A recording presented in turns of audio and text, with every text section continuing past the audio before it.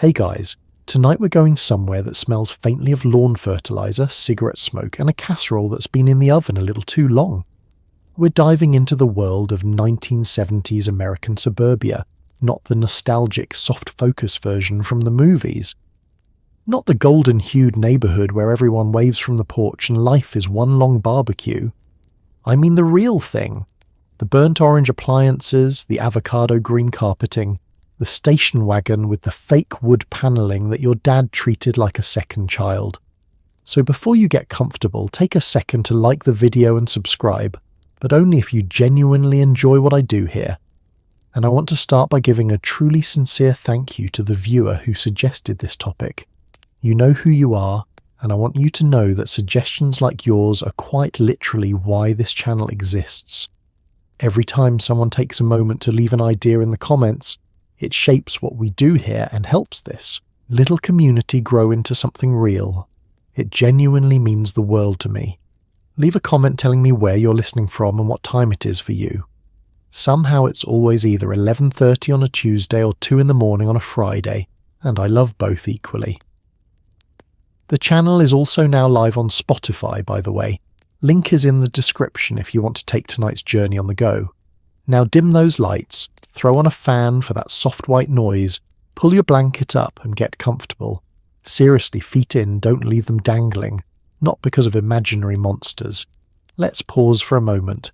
Have you ever wondered what it actually felt like to live in a suburb in the 1970s?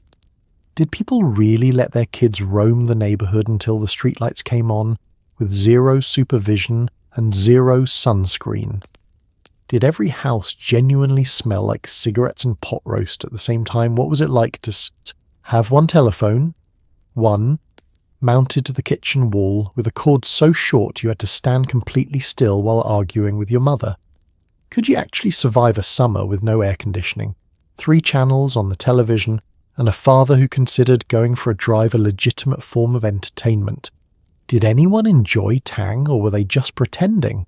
And what exactly was in that jello mold your neighbour brought to every single potluck? Congratulations, you've just woken up in the American suburbs. The year is 1973. You have shag carpeting between your toes, a faint headache from your parents' cocktail party last night, and there is absolutely nothing on television except a test pattern and a man in a plaid blazer talking about the weather. Welcome home. You live in a ranch-style house, which sounds impressive, until you realise it just means everything is on one floor, and the ceiling is low enough that your uncle, who is 6 feet tall, has to duck through the hallway bathroom door. The outside is clad in either brick veneer or aluminum siding in a shade of beige that doesn't have a name because no one wanted to claim it. There's a 2-car garage, 1 car, 1 wall of accumulated stuff, and a front lawn your father mows with the kind of focused religious devotion typically reserved for cathedrals. Inside, the living room is a museum of the era. A plaid sofa that scratches the backs of your knees, a console television the size of a small refrigerator, wall-to-wall carpeting in a burnt orange hue that hides stains because it is itself the colour of a stain, and a single decorative lamp shaped like an owl, whose eyes glow amber in the dark and have been giving the children nightmares since 1971. The hallway is narrow, not uncomfortably narrow, just narrow enough that 2 people passing in opposite directions have to perform a small sideways shuffle, a brief dance of cohabitation that occurs approximately 40 times a day, and that no one ever mentions because it has simply become part of moving through the house.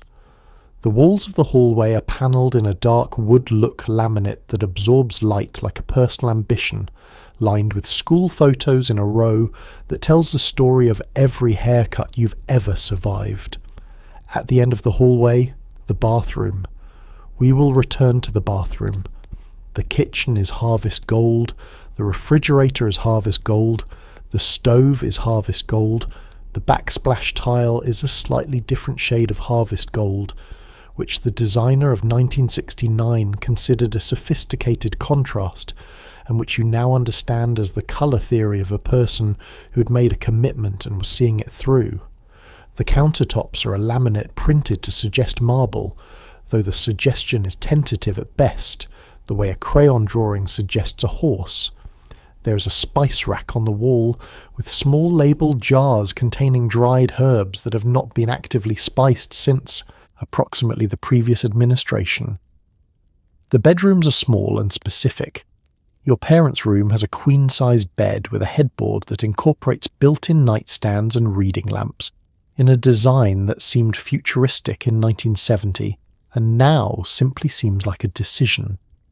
Your room has a twin bed, a dresser with a mirror, and shag carpet deep and forgiving, the kind you can lose a pencil in and find it 3 months later when you're looking for something else. Your sibling's room is across the hall and shares a wall thin enough that every conversation, argument, and midnight snack is a shared experience, whether anyone consented to that arrangement or not. The basement, if you have one, is the house's unconscious, a room of unfinished walls, exposed pipes, a water heater that makes periodic noises like a man clearing his throat, a chest freezer containing things wrapped in white paper and labelled in marker with dates from years you can barely remember, a ping-pong table under a sheet, and the vague but persistent sense that a project was started here and set aside and will someday be returned to. It will not be returned to. And over all of it, the carpet, the kitchen, the panelled hallway, the basement's particular atmosphere, there is a smell. Not a bad smell, not a good smell, simply the smell of the house, of your specific house, which you cannot detect yourself because you live inside it, but which is immediately identifiable to every single person who walks through the front door, and which you will recognise instantly, decades later, if you ever smell it again. It is the smell of a family living its life in a specific decade, in a specific place, and it is, in its way, the most real thing about the whole arrangement. The alarm clock on the nightstand is a squat little analogue thing with 2 bells on top that goes off like a tiny fire drill inside your skull. There's no snooze button, or there is a snooze button, and it buys you exactly 9 minutes, which is not enough time to do anything except realise how badly you needed more than 9 minutes. You lie there for a moment in your bedroom, which is papered in a pattern of tiny brown and orange geometric shapes, that, if you stare at them too long, begin to look like a hallucination. The ceiling is textured in what designers of the era called popcorn finish, which is exactly what it looks and feels like. Someone sprayed the ceiling with a mixture of plaster and regret. Now comes the challenge. There is 1 bathroom. 1, for a family of 4, and your father has already been in there for 11 minutes. This is the central logistical crisis of mourning in the 1970s suburban home. There is no second bathroom, or there is a half bathroom downstairs, but the half bathroom has a sink and a toilet and no shower and no mirror of useful size, and is therefore not a solution. It is a consolation prize. The real bathroom, the only real bathroom, is occupied. It will continue to be occupied for a duration that bears no relationship to any estimate previously offered. You stand in the hallway in your pyjamas, which are a synthetic blend that has generated enough static electricity overnight to power a small appliance. You wait. Everyone is waiting. This is simply how the morning begins. When your turn arrives, the bathroom is warm with steam and the particular atmosphere of someone else's morning routine, which is intimate in a way that family life makes normal, and which you think about not at all because there is no time. The bathroom itself is small and specific. Black and white tile on the floor, possibly a tile border in some accent colour that seemed like a good idea at the time of installation. A mirrored medicine cabinet above the sink whose shelves contain an archaeology of the family's health and hygiene going back several years. There is a half-used tube of something, a prescription bottle with a label you've never read, a small container of Brill cream that belongs to your father and that he has been using since before you were born and will continue to use until the end of time. You brush your teeth with a toothbrush that is either yours or your siblings'. The distinction has blurred, and a toothpaste in a flavour that tastes like mint's enthusiastic but less sophisticated cousin. The shower is brief because the water heater is not infinite, and because there are other people. Hot water in a household of 4 in the 1970s is a finite resource managed under informal but deeply felt rationing protocols. Going first means hot water and being late for the bus. Going last means cold water and arriving on time. It is a negotiation conducted every morning in real time and never quite resolved. You get out, dry off with a towel that has been washed so many times it has achieved a specific texture, not quite soft, not quite rough, simply present, and look at yourself in the mirror, which is still slightly fogged at, the edges from the shower. You locate your clothes. This requires memory or luck depending on whether you laid them out the night before, which you did not. You pull on jeans, stiff, dark denim with a wide leg that is the fashion of the era and which you will spend the next 40 years believing looked great on you, and a shirt in some configuration of stripes or plaid or both simultaneously. You are dressed. You are technically ready. You go downstairs where the coffee's already made and your mother is already doing 3 things at once, and the day, with all of its specific 1970s demands, is already underway. Breakfast in the 1970s suburb is less of a meal and more of a philosophy. Specifically, the philosophy that if scientists made it, it's probably better for you than whatever nature had in mind.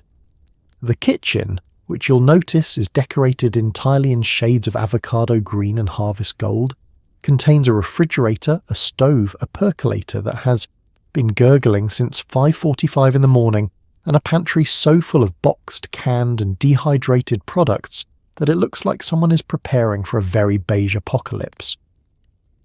Your mother sets a box of cereal on the table.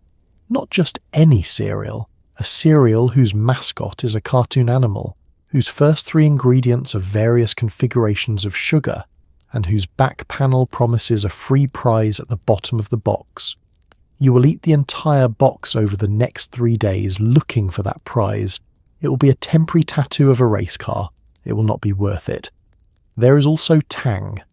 Tang is powdered orange drink mix, not orange juice, not a product of any orange that has ever existed in nature, but a powder that, when mixed with water, produces a liquid of vivid orange colour and a flavour that is adjacent to orange the way a painting of a fire is adjacent to warmth. Tang was originally developed for use in the space program, and this is a fact that 1970s marketing leaned into with full commitment. The implication was that if astronauts drank it, you should too, which is the same logic that would suggest you should also eat dehydrated food packets and urinate into a tube. Your mother mixes it in a plastic pitcher. You drink it without complaint because you have never known anything different. The toaster is working. The toaster is always working. Pop-Tarts go in, and 2 minutes later something emerges that is technically food.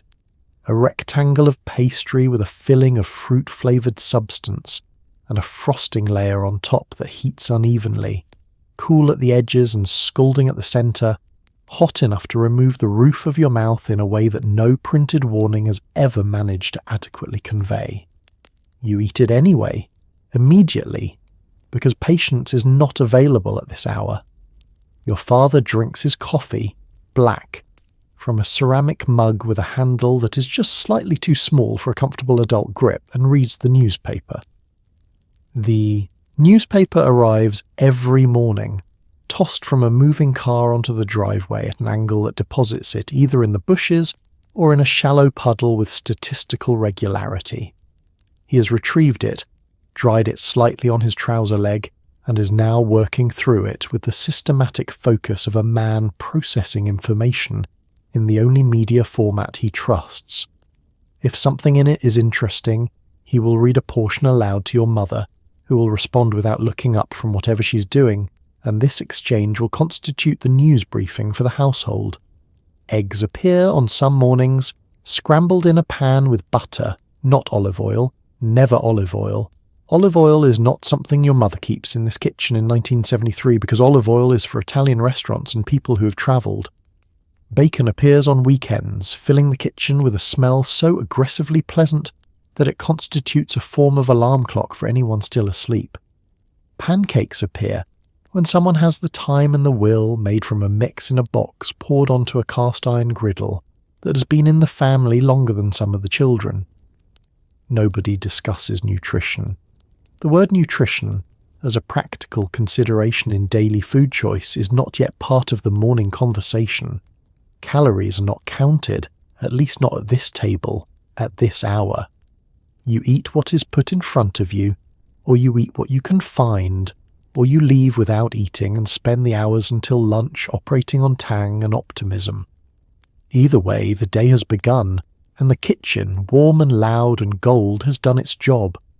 No piece of machinery defined 1970s suburban life quite like the family station wagon, and specifically no design choice defined the station wagon quite like the fake wood grain panelling along the sides, a strip of vinyl printed to look like wood that fooled absolutely no one but which every family patriarch defended as if it were genuine mahogany. The wagon was enormous, not big, enormous. Long enough that your father had to execute a 3-point turn just to get out of the driveway, wide enough that it occupied a lane and a half on the highway, and built entirely from steel so heavy that a minor fender bender created a sound like two battleships colliding. It had a bench seat in the front, a bench seat in the middle, and, if you were very lucky or very unlucky, depending on your perspective, a rear-facing third row in the back where two children could sit staring out the back window at the cars behind you for entire cross-country road trips. The interior was a specific ecosystem. The carpet, and yes, there was carpet in the cargo area, had absorbed years of family life in a way that defied ordinary cleaning. There were French fries in the seat crevices from a drive-through visit in 1971. There was a dried ring on the rear carpet where a thermos had leaked on a family vacation that no one would confirm the year of. There was a smell, part vinyl, part gasoline, part the particular combination of every person who had ever been in this vehicle, and under all of it somehow, the ghost of a fast food bag that had been removed from the car but whose legacy endured. The front bench seat meant your mother sat in the middle, which was either democratic or impractical depending on your perspective, and your father drove with one arm occasionally extended across the top of the seat, in a posture of automotive sovereignty that communicated wordlessly that this car, this road, this journey were all under his specific management. There were no seatbelt laws with teeth, no airbags, no backup cameras, no collision sensors. There was a steering wheel, a dashboard with analog gauges, an AM radio, and the basic understanding that you were in a steel box moving at highway speed, and the main safety feature was everyone paying attention, which was not guaranteed. The car had no air conditioning, or the air conditioning was broken, which was a distinction without a meaningful difference in August. You drove with the windows down, all 4 windows down, creating a wind tunnel that made conversation impossible above a certain speed, and that deposited highway air directly onto every surface, including your mother's carefully arranged hair, about which your father said nothing because he had learned which observations were useful and which ones were not. You sat in the back, arm out the window, watching the suburb give way to highway, give way to wherever you were going, and the hot, rushing air was simply the air of travel, the texture of being somewhere else. The station wagon broke down with a regularity that seemed almost intentional.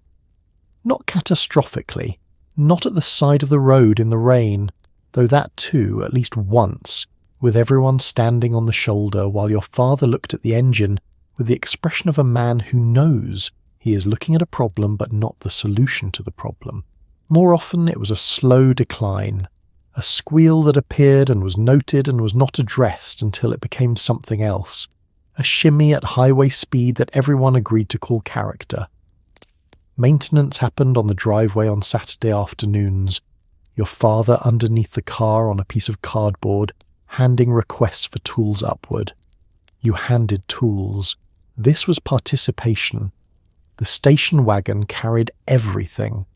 Groceries, children, camping gear, Christmas trees strapped to the roof with bungee cords and a specific knot your father believed in deeply. Furniture from relatives, the occasional neighbour who needed a ride. It was a vehicle of infinite practical utility and zero glamour, and it was beloved in the way that things you depend on entirely and never compliment tend to be beloved. It was simply there in the driveway, waiting. The family's mobility. The era's most honest automotive statement. We have a lot of things and people to move, and we are moving them in vinyl. Wood grain at the speed limit, with the windows down. The kitchen in a 1970s suburban home was not just where food was made. It was the nerve centre, the command post, the room where everything happened, including arguments, homework, phone calls conducted at a whisper with the cord stretched as far as it would go, and at least 3 conversations simultaneously about 3 completely different things. The countertops were laminate, usually in a pattern involving small flecks of gold or brown, designed specifically to hide crumbs while simultaneously making everything look slightly dirty even when it was clean. The floor was linoleum, sometimes patterned to look like tile, sometimes patterned to look like brick, always patterned to look like something it was not. There was a kitchen table with chrome legs and a vinyl top, surrounded by chairs that made a specific sound when you slid them across the linoleum, a sound your father asked you to stop making approximately 400 times between 1970 and 1978. The refrigerator was a monument, not metaphorically, physically. A large, humming, harvest gold box of mechanical commitment that maintained the household's food supply and also served as the family's notice board, covered in a rotating exhibition of school schedules, doctor's appointment reminders, drawings held up by magnets shaped like fruit, and a grocery list that was perpetually half complete, because someone, and it was always someone, never a specific named person, had used the last of something and not written it down. The interior of the refrigerator was organised according to a system that only your mother fully understood, and that collapsed immediately whenever anyone else attempted to put something away. The stove had 4 burners and an oven, and it ran constantly during the productive hours of the day. Breakfast was made on it. Lunch was made on it. Dinner was made on it, beginning in some cases as early as 4 in the afternoon, when the particular smells of the evening meal began to fill the house and announced to everyone within range that something was being managed and that someone was managing it. The something was often a casserole. The 1970s were the golden age of the casserole, a form of cooking that combined protein, starch and vegetable into a single baking dish, in a way that was efficient, warm, and covered in either breadcrumbs or a layer of crushed crackers, or, in the most ambitious preparations, a can of condensed cream of mushroom soup, which served as both sauce and seasoning, and which appeared in so many recipes of the era that it might as well have been a food group. The kitchen was also where the homework was done, at the table in the late afternoon, while your mother moved between the counter and the stove and the refrigerator, in a choreography so practiced it had become invisible. She asked how school was. You said fine. She asked what fine meant. You said good. This exchange occurred every day with the reliability of a scheduled event and was satisfying to neither party, and was continued anyway because it was the shape of the conversation, the form of the checking in, and form, in the 1970s suburb, carried significant weight. The trash compactor, if you had one, and having one was a specific mark of domestic modernity in this era, was under the counter and made a sound when operating that shook the cabinet door and impressed guests in a way that now seems impossible to explain. The dishwasher cycled in the evening and provided a reliable background sound for the hours after dinner. The percolator sat on the counter between uses like a retired athlete, not needed at this moment but available, and the availability was the point. At night, after dinner, after dishes, the kitchen was the last room to go dark. Your mother wiped the counter in a final pass, not because it was dirty but because the gesture completed something, closed the loop on the day's domestic labour, said, "This is done for now, until it needs to be done again tomorrow." The linoleum floor gleamed faintly under the under-cabinet light left on against the dark. The refrigerator hummed. The kitchen rested. And the house, briefly, was quiet. Let's talk about the women who ran these households, because the 1970s suburb did not run itself, and it certainly did not run on the efforts of the man who left at 8 and came home at 6 and considered mowing the lawn on Saturday his primary domestic contribution. The suburban housewife of the early 1970s was operating inside a system that had spent several decades telling her that her highest calling was a clean floor and a hot dinner, while simultaneously, on the television, and in the magazines and in the very air of the era, new voices were beginning to say something different. It was a strange moment of cultural whiplash. Betty Crocker on one side, Betty, Friedan on the other, and in the middle, a woman standing at a harvest gold stove in a house she has cleaned 3 times this week, wondering which version of herself she's supposed to be today. Her day begins before anyone else's and ends after everyone else's, a temporal arrangement that is so standard it is invisible. She is up first. The coffee is on before the alarm clock sounds. She has a mental list, not written down anywhere, that contains approximately 40 items in various states of completion, organised by urgency and dependency. The kind of list that, if you tried to hand it to someone unfamiliar with its logic, would look like chaos, and which is in fact a highly sophisticated project management system operating entirely inside one person's head, unpaid, unacknowledged, and completely essential to the daily survival of everyone in the house. She does the grocery shopping, the scheduling, the correspondence with teachers, the coordination of doctor's appointments, the tracking of whose shoe size has changed and whose hasn't, the management of what is in the freezer, and what needs to be defrosted and when. She knows what every person in the household is supposed to be doing at any given time, on any given day, with a precision that would be remarkable in a professional context and which in this context is simply expected. If she gets it right, and she almost always gets it right, it is invisible. If she gets it wrong, it is notable.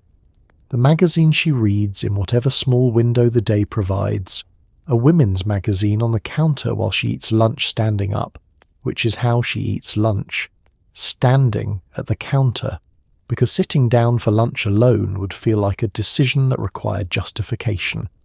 Tell her simultaneously that she should be making her own bread, that she should be fulfilling her own potential, that her floors should be cleaner, that her hair should be different, that there are women who are doing more than she is doing, and that the thing she is doing is not being taken seriously. This is not a comfortable set of messages to receive concurrently, and she receives them concurrently every week. By the middle of the decade, things are shifting, slowly, imperfectly, with considerable friction. Some women in the neighbourhood have gone back to work or started working, or have been working all along in arrangements that are not fully discussed over the fence. The conversations at the school pickup, the coffee clatch on Tuesday morning, the phone call after the kids are in bed. They are different than they were 5 years ago.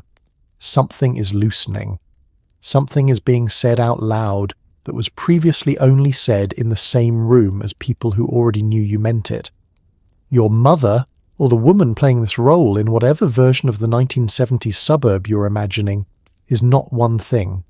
She's not a martyr, and she's not a saint, and she is not a problem to be solved by a later generation. She is a person living in the middle of a specific historical moment, doing an enormous amount of difficult and skilled work, mostly well, with limited support and limited credit, and getting up the next morning to do it again. That is the actual job. It is, by any reasonable measure, a real one. The 1970s suburb was many things, but it was never anonymous. Your neighbours knew your car, your schedule, your approximate grocery budget, and whether or not you'd had a rough week, based purely on whether your lawn had been mowed. This was the era before privacy fences were truly socially acceptable. You had hedges, you had chain link, but mostly you had a clear line of sight from your kitchen window to the kitchen window of the family next door, and both parties had unspoken but firm opinions about what they saw. The neighbourhood functioned on a kind of informal surveillance that would make a modern data analyst envious. Mrs. Peterson, 3 houses down, knew when you got home, who visited, and how long they stayed. She didn't consider this nosiness. She considered it community.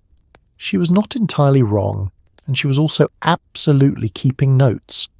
The neighbourhood had its own social geography, invisible to outsiders, perfectly legible to everyone inside it. There was a block that was considered slightly nicer than your block, in a way that no one could precisely define but everyone acknowledged. There was a cul-de-sac at the end of the street that had developed its own microculture, a slightly tighter set of relationships and a barbecue rotation that functioned like a small sovereign state. There was the family on the corner whose children everyone's parents used as a behavioural reference point, a kind of gold standard of childhood performance that was mentioned when you fell short and never acknowledged when you exceeded it. Disputes in the neighbourhood were managed through a system of escalating indirection. First, you did not say anything. Second, you mentioned it to someone else in a tone suggesting you were not really complaining, just noting. Third, you mentioned it slightly more directly to a mutual party. Fourth, you said something, briefly, in a way that allowed the other party to respond without either of you having to acknowledge that this was a conflict rather than a casual conversation about a matter of shared interest. The dispute was either resolved or became a permanent feature of the relationship, a low-grade ambient tension that lasted years and was referenced at family dinners with a tone suggesting ancient grievance and an anecdote involving a property line or a dog or both. The Neighbourhood Watch was not yet an official programme with signs and meetings. It was simply the fact that everyone was watching. Children moved through the neighbourhood under a distributed supervision system, not your parents' eyes specifically, but any adult's eyes. The neighbour gardening, the retiree on the porch, the woman who seemed to be at her window whenever anything occurred. If you were doing something inadvisable, someone would know. If someone knew, your parents would know. The chain of information was short and reliable, which was either reassuring or oppressive depending on whether you were the parent or the child. Block parties happened, at least once a summer, organised by someone who had the organisational energy in the folding tables. The street was closed with orange cones borrowed from the town public works department through a process no one could fully explain. People brought food, which meant the block party table was a sociological survey of the neighbourhood's cooking habits, a potato salad, a green bean casserole, a sheet cake with frosting in a specific shade of white, several things in slow cookers, and at least one dish whose contents were not immediately identifiable and which was nonetheless consumed. Children ran in a large unsupervised group. Adults stood in small supervised groups. Someone brought a radio. Someone else brought a better radio. The neighbourhood was not paradise. It had its loneliness, its friction, its quiet unhappinesses lived out behind matching beige facades. But it also had, in the most literal and unglamorous sense, people who knew your name and would notice if something went wrong. That is not a small thing. In the 1970s suburb, you were embedded in a web of proximity and familiarity and mild mutual obligation that you could find suffocating or comforting or both, sometimes on the same Tuesday. Either way, you were not alone. You were, whether you wanted to be or not, part of something. And something, it turns out, is quite a lot. There is perhaps no object that captures the particular texture of 1970s suburban life quite like the kitchen wall telephone, that heavy, boxy, rotary or push-button device bolted to the wall beside the refrigerator, with a coiled cord that in theory extended 4 feet and in practice, through years of stretching and pacing, now extended approximately 9, long enough to reach the pantry if you really committed to it.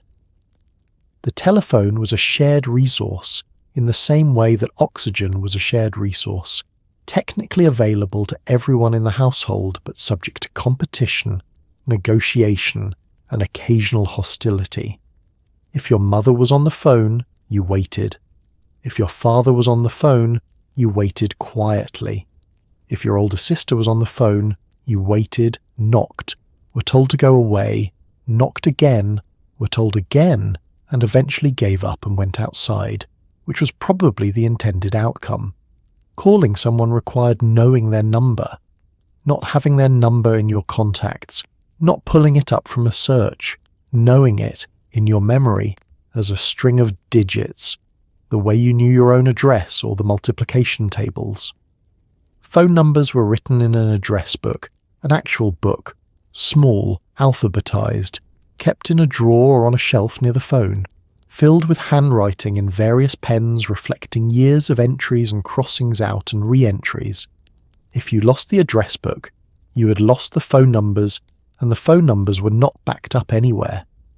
They were simply gone, and you would have to ask people for them again, which was a mild social ordeal. Dialing was physical. On a rotary phone, you put your finger in the hole corresponding to the digit and pulled the dial clockwise to the stop and released it. For each digit, a 7-digit phone number required 7 separate dial pulls. If you misdialed the 6th digit, you hung up and started again. This was the procedure. Nobody found it remarkable. It was simply how calling worked, the same way walking to a destination rather than driving was simply how getting somewhere worked before you had the car. Not a hardship, just the texture of the thing. The conversations had no privacy. 0. The phone was in the kitchen.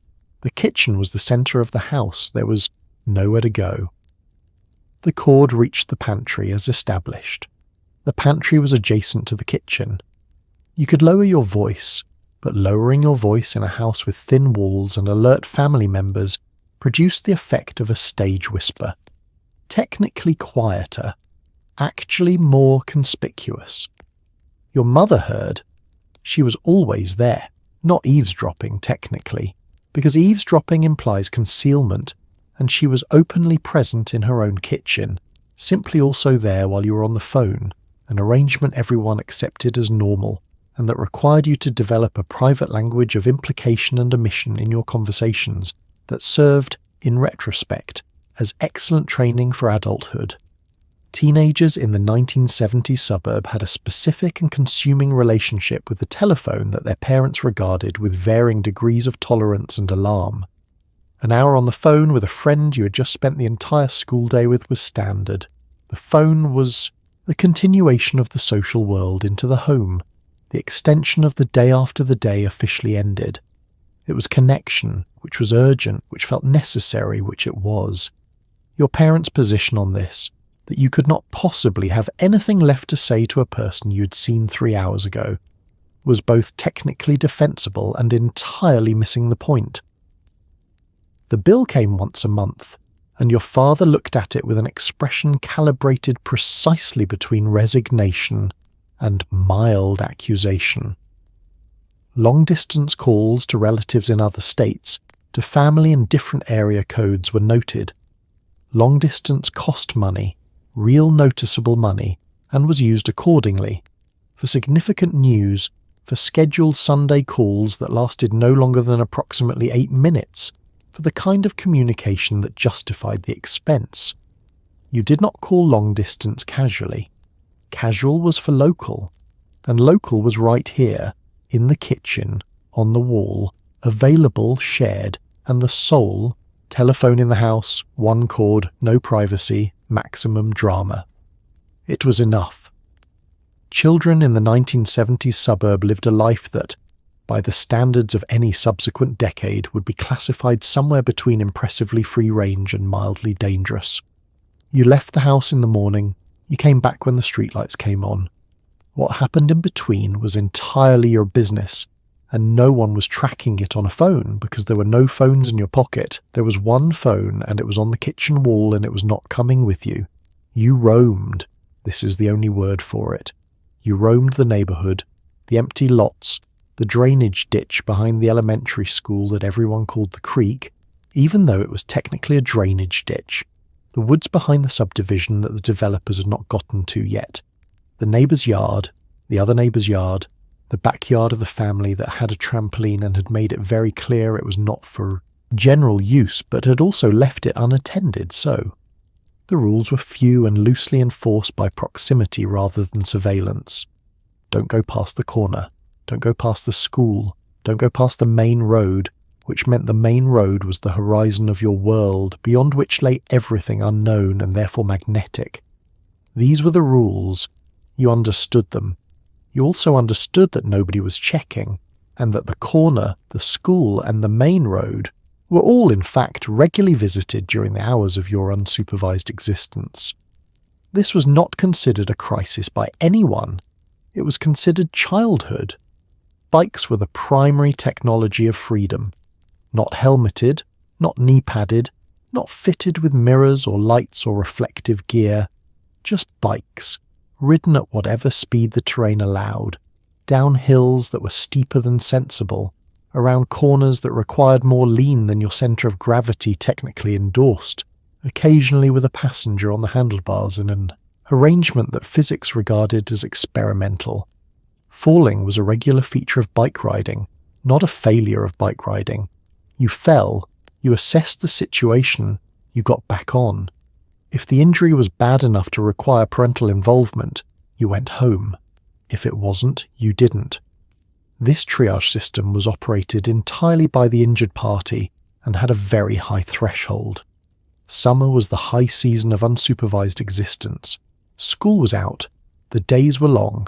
The neighbourhood filled with children the way a bathtub fills with water, gradually from all directions, until there was simply a collective of kids whose membership was loose and whose activities were self-generated, shifting from one thing to another based on who had an idea and how many people were willing to try it. Someone found a rope in a garage. A rope, in the hands of a group of children in a suburb with several trees in it, generates a project. The project was never fully safe. It was usually completed anyway, and the completion was satisfying in a way that directed, supervised, adult-organised activity rarely managed to be. Boredom was allowed. Boredom was, in retrospect, the engine of most of what was interesting about childhood in this era. If you were bored, there was no screen to pick up. There was no one to arrange an activity for you. There was only the particular pressure of an empty afternoon and the resources of the neighbourhood and your own imagination, which turned out to be a productive combination. You built things, terrible things, unstable things, things that didn't work the first time and sometimes worked the third time. You invented games whose rules shifted mid-play. You performed experiments with the garden hose. You spent 40 minutes trying to catch a specific frog for no reason anyone could later explain, and that frog was the most important thing in the world for that 40 minutes. When the streetlights came on, you came home. This was the signal, municipal and impersonal, asking nothing except your return. You came in the back door, the screen door banging behind you with a sound that was the specific sound of summer days ending, kicked off your shoes in a way your mother would note and ask you to correct, and arrived at the dinner table with dirty hands and a successful day of nothing in particular, which was, quietly, everything. Every suburban house of the 1970s had a backyard, and every backyard contained roughly the same inventory regardless of which cul-de-sac or dead-end street you lived on. A rectangle of lawn in varying states of health, a concrete patio poured directly onto the earth, with no drainage consideration whatsoever, a charcoal grill that had been out there so long it had developed its own patina, a garden hose that was always slightly kinked, a rusted lawn chair with webbed plastic straps in green or orange, and, depending on the family's ambitions, either a vegetable garden or the ghost of a vegetable garden, a small plot of turned earth where someone had planted tomatoes in May with great enthusiasm and then, by late July, had lost interest. The lawn was your father's responsibility, and his relationship with it was personal in a way that resisted analysis. He mowed it on a schedule with the precision of someone who had decided that this was within his control and was going to exercise that control fully. He mowed in straight lines. He edged. He treated the bare patch by the fence with something from a bag and checked on it repeatedly over the following weeks with an investment of emotional attention that was, if you measured it against the actual stakes, objectively disproportionate and entirely understandable. The lawn was the one thing he could improve incrementally, visibly, with direct results. In a decade of inflation and gas lines and national news that offered limited opportunity for personal agency, the lawn was manageable. The lawn yielded to effort. The lawn responded. The grill was lit on weekends, on holidays, and on any warm evening when the idea occurred to someone. Charcoal grilling in the 1970s was not a lifestyle or a philosophy or an identity. It was cooking dinner outside, using a chimney starter or lighter fluid, in amounts that suggested a confidence in fire management that the results sometimes contradicted. Your father stood at the grill with a long-handled spatula and a pair of tongs that were slightly too short for comfortable use, and turned things according to an internal timer calibrated by experience rather than a thermometer. The results were sometimes perfect and sometimes cremated, and were in either case presented with the same authority, because the person who makes the fire has, in the outdoor cooking context, a certain immunity from detailed critique. The patio was concrete and cracked at the edges, where the ground had shifted underneath it over years of freeze and thaw. There was a picnic table on it, or a collection of mismatched lawn furniture that had been acquired over time rather than selected as a set, including at minimum one chair whose webbing had partially given way, and which held adults with a slight diagonal sag that everyone had adapted to without comment. In the evenings, adults sat out here after dinner when the air cooled slightly with drinks, while the children continued to exist somewhere in the yard. The conversation was the conversation of neighbours and married people, neighbourhood news, work news, the comfortable circling back to familiar topics that constitutes a large percentage of adult speech, and that children find baffling and adults find, in retrospect, the texture of a stable life. The garden hose provided in summer the primary water entertainment. Sprinklers were run in the afternoon and children ran through them, and this was sufficient. This was genuinely sufficient as a recreational water feature, and everyone was fine. There was no inflatable splash, pad, no water slide system ordered from a catalogue. There was a metal sprinkler on a spike that spun and threw water in a rotating pattern and got you adequately wet if you committed to the approach angle. The hose itself, unchained from the sprinkler, was a weapon of enormous versatility and was used accordingly. The backyard was, in the end, the part of the property where the performance of suburban life relaxed slightly. The front yard was public, maintained for the street, for the neighbours, for the general record of the household standing. The backyard was for living in. The lawn chairs sagged. The grill had rust. The tomato plants were probably not going to make it. Nobody was watching, and the particular freedom of a space where nobody was watching was, in the 1970s suburb, worth more than any landscaping improvement your father was already planning for next spring. There is a specific moment in the daily life of the 1970s suburb that functions almost like a liturgical event the moment the family car pulled into the driveway at or around 5 o'clock in the afternoon, and the father of the household came through the front door. He had been at work, in an office, doing things that were rarely explained to the children in any detail beyond he works very hard, and that's why we have nice things. What you understood was this. Something shifted when he walked in. Your mother had been managing the entire household since roughly 6:45 in the morning, and now the person whose name was on the mortgage had arrived, loosened his tie, accepted a drink that your mother had already prepared because she had learnt his schedule the way a navigator learns tidal patterns, and sat in the chair. The chair. Not a chair, the chair. The chair was a recliner usually, or a specific armchair positioned at the optimum angle to the television, and it was his in the same wordless, absolute way that the garage was his and the grill was his, not because anyone had said so, but because some agreements in the 1970s suburb were conducted entirely through the grammar of furniture placement and uncontested repetition. Nobody sat in the chair. Not the children. Not guests, unless directed there. Not your mother, who'd been on her feet since before he left and could have used a chair arguably more than anyone, but who did not sit in the chair because the chair was his, and this was simply known. He came in through the front door or the garage door, depending on the family. He set down his briefcase, and he had a briefcase, a rectangular leather or faux leather case with metal clasps that snapped, with a finality suggesting the workday was closed, filed, complete, in a specific spot near the door or in the kitchen, where it sat until morning like a sleeping animal. He loosened his tie, which was wide by any subsequent decade's standards, patterned in either a geometric print or a stripe in colours that were enthusiastic. About being colours, he may have removed his jacket and hung it on the back of a chair in the way that drives certain people absolutely insane, and which was not discussed. Then came the decompression period.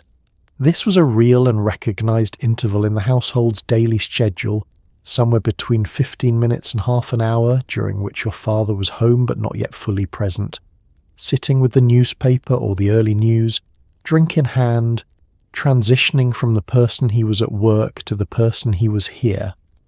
Children were sometimes cautioned not to bother him during this interval, with a tone suggesting the caution was for everyone's benefit. You observed this protocol because the alternative was to interrupt a man who had spent 8 hours being professionally functional and who needed a moment, and this seemed reasonable even if you did not fully have the vocabulary for it at the time. After the decompression period, dinner. Dinner was already made, or nearly made, because the timing of the evening meal was calibrated to his arrival, in a way that required your mother to have been managing the kitchen with the precision of an air traffic controller. Things that took an hour were started at 4. Things that took 30 minutes were started at 4:30. The meal appeared on the table at approximately the right time, which was treated as a baseline expectation rather than a remarkable logistical achievement, because in the 1970s suburb, remarkable logistical achievements performed by women in kitchens were the furniture of daily life, and furniture, by definition, is what you don't notice until it's gone. After dinner, he might do something in the garage, or watch television, or fall asleep in the chair with the news on, in a posture so specific it could be replicated from memory by every person in the house. He was, in the fullest sense of the word, home. And home, in the 1970s suburb, was a place with a specific architecture of roles and rhythms and chairs, and everyone in it knew exactly where they fit, and that knowing was its own kind of order, its own kind of comfort, however imperfect, however ready to be renegotiated by the decade that came next, long before the concept of the man cave entered the cultural vocabulary. The garage served this function in the 1970s suburb with quiet, unpretentious efficiency. It was the one room in the house that was definitionally his, not by law or by any stated agreement, but by the slow, organic accumulation of stuff that no one else wanted to touch and that he alone could navigate without injury. One half of the garage theoretically was for the car. The other half was for everything else, and everything else was a category that expanded over years to include a workbench with a pegboard wall from which tools hung on outlines drawn in marker so you'd know where each one went, which was a system of meticulous organisation that coexisted peacefully with piles of other tools on the bench itself that had not been returned to their outlines since 1971. The garage smelled like its contents: motor oil, sawdust, fertiliser in a half-used bag, old paint in cans whose lids had been hammered back on with the optimistic belief that the paint inside would remain usable for future touch-ups, which it never was. There was a specific quality of cold in the garage in winter, and a specific quality of heat in summer, uninsulated, untempered, the air of a space that made no pretensions to comfort and asked none of its occupants. If you were in the garage, you were working, or you were watching someone work, or you were retrieving something and leaving. You did not linger in the garage for pleasure. You lingered in the garage because the garage was where things got done, and getting things done required a duration proportional to the thing. The workbench was the altar of the space. It was a solid wooden surface, heavily scarred, marked with rings from cans set down without thought, and paint drips in the colours of previous projects, and occasional gouges from tools that slipped. Above it, the pegboard with the tool outlines, the hammer, the screwdrivers in ascending size, the pliers, the level, the wrench set in a row like a family portrait. It was the most organised wall in the house. This was not ironic. The garage was where the organisational instinct that expressed itself elsewhere as mild suggestions about where the key should be placed found its fullest, most committed expression. Every tool had a place. The place was marked. The system was maintained by one person with the conviction of someone who had decided that this at least would be under control. Projects lived in the garage in various states of completion. A chair with a loose leg, waiting to be reglued. Storm windows leaning against the wall, waiting to be rehung. A small engine from something, a lawnmower, a snowblower, a go-kart, that was going to be built for the children, eventually disassembled on a piece of newspaper on the workbench, waiting for the part that had been ordered from a catalogue 3 weeks ago, and which had not yet arrived. These projects were not abandoned. That is an important distinction. They were deferred, pending parts, pending time, pending the particular alignment of availability and motivation that projects in garages require, and that arrives on a schedule entirely its own. The children were allowed in the garage under supervision, which meant with parental presence and without touching most things. Watching was permitted. Handing tools over when asked was an honour. You handed the wrench. You held the flashlight at the angle you were directed to hold it, which was never quite the right angle according to subsequent feedback, but you held it. This was how things were learned, not in formal instruction, but in proximity, in repetition, in the slow absorption of capability through observation and small participation. You learned that things break and things can be fixed. You learned that fixing things takes longer than breaking them. You learned that the word almost is not the same as done, and that done is the point.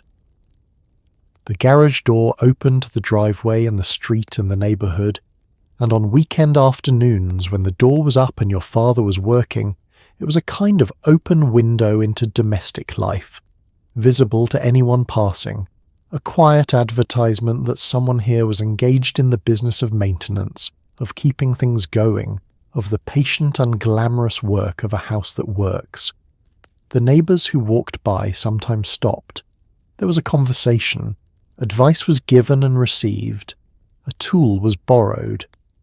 The garage, door open on a Saturday afternoon, was briefly a social space, the most masculine of the neighbourhood's gathering points, organised around the shared vocabulary of things that need fixing and the mutual respect of people who fix them.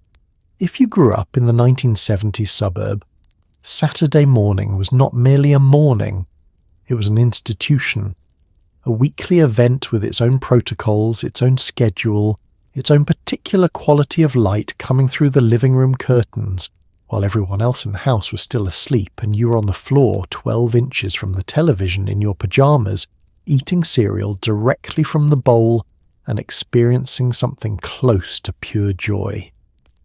This required advanced planning. You had to be up, and the remarkable thing is that you were up effortlessly without an alarm at 6:30 or 7 in the morning, despite the fact that on school days getting you out of bed was an operation that required your mother's full diplomatic capabilities. But Saturday was different. Saturday had cartoons, and the window was specific.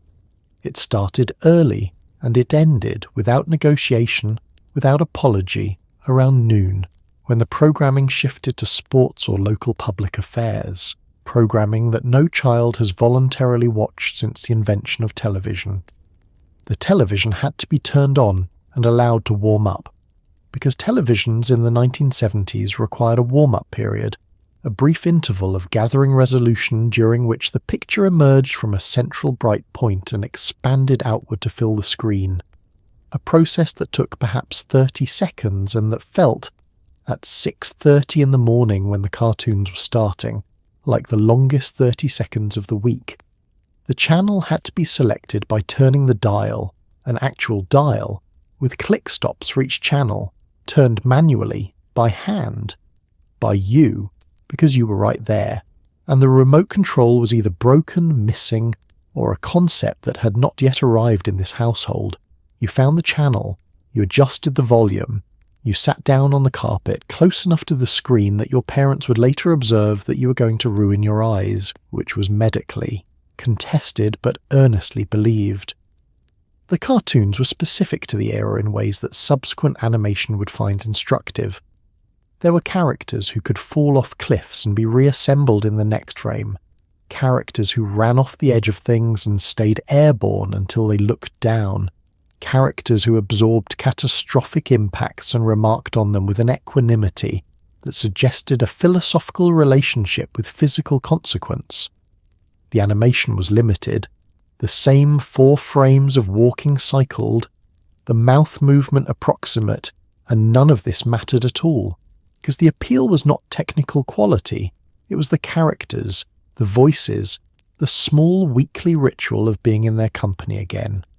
You ate the cereal with the focused attention of someone for whom interruption is not acceptable.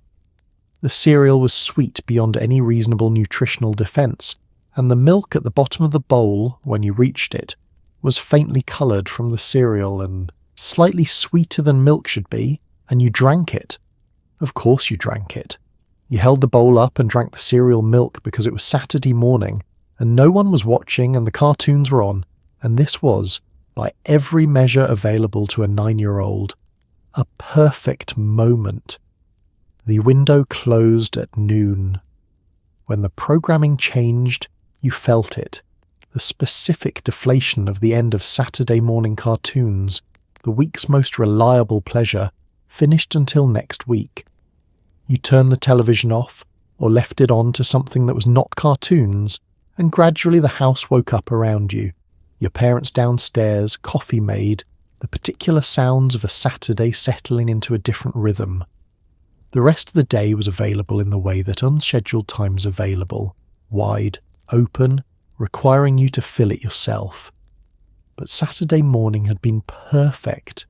It had been yours, and next Saturday it would be there again, exactly as promised, starting exactly on time, waiting for you on the floor in your pyjamas with your cereal and your 12 inches of carpet between you and everything that mattered. The weekly trip to the supermarket in the 1970s was not the quick 10-minute errand that modern grocery delivery has made grocery shopping feel like a distant memory of. It was an event, a production, something you prepared for, executed with purpose, and returned from slightly exhausted but fundamentally stocked for the week ahead. Your mother had a list, written in ballpoint pen on the back of an envelope or a torn piece of paper bag, organised not by category but by the order in which she moved through the store, because she had been going to the same supermarket for 4 years, and she knew its geography better than she knew the layout of some of her relatives' houses. The supermarket itself was a cathedral of the processed food era, fluorescent lit, faintly humming, stocked floor to ceiling with items that had not existed 20 years ago and whose existence felt to the marketing departments of major food companies like the pinnacle of human progress. The cart had a wheel that pulled slightly to the left, or a wheel that wobbled, and this was simply the cart you had, and you steered around it with the practiced adjustment of someone who's learned to compensate for a specific problem rather than seek a better cart. The produce section was first: apples, bananas, iceberg lettuce, tomatoes, whose flavour was secondary to their structural integrity, and a cellophane-wrapped package of carrots. Iceberg lettuce was the lettuce. There was not a conversation happening in this suburb in 1973 about arugula. Arugula was not a presence. Iceberg lettuce was cold and crunchy, and formed the base of every salad at every dinner table on the block, and nobody felt that anything was missing. The canned goods aisle was long and significant. Canned vegetables, canned fruit, canned soup, specifically condensed soup, specifically the red and white labelled kind, specifically the cream of mushroom variety that appeared in an extraordinary percentage of the era's recipes, in the same casually essential way that flour appears in baking. Your mother reached for it without looking, the same way she reached for the coffee and the cereal and the other regulars, the items that were not decided upon each week but simply restocked, part of the infrastructure of the household rather than the subject of weekly deliberation. The freezer section held frozen vegetables in bags, frozen fish sticks, frozen pot pies in individual foil tins, and TV dinners, which were a specific product of the era, a complete meal frozen into a segmented aluminum tray, heated in the oven for the time specified on the box, and eaten from the tray itself on the rare evenings when the normal meal routine did not apply. TV dinners were considered a mild luxury of convenience, a small modern miracle, and tasted roughly as their aluminum packaging suggested they might. Coupon clipping was a real and practiced domestic skill. Your mother clipped coupons from the Sunday circular with small scissors kept in a kitchen drawer for this purpose, and organised them in a small envelope or a folded section of paper, and presented them at the checkout with the focused efficiency of someone who has done the arithmetic and knows exactly what they're saving. This was not embarrassing. This was competent household management, and the checkout clerk processed the coupons with the same efficiency, and the total adjusted accordingly, and the difference was noted with satisfaction. The bags were paper, double-bagged for heavier items, carried to the car in a number of trips determined by how much you had bought and how many people were available to carry, and then carried from the car into the kitchen and unpacked in a specific order that your mother managed with the authority of someone returning inventory to its proper location. The refrigerator received its items, the pantry received its items, the freezer was Tetrised back to functionality, the list was done, the week was stocked.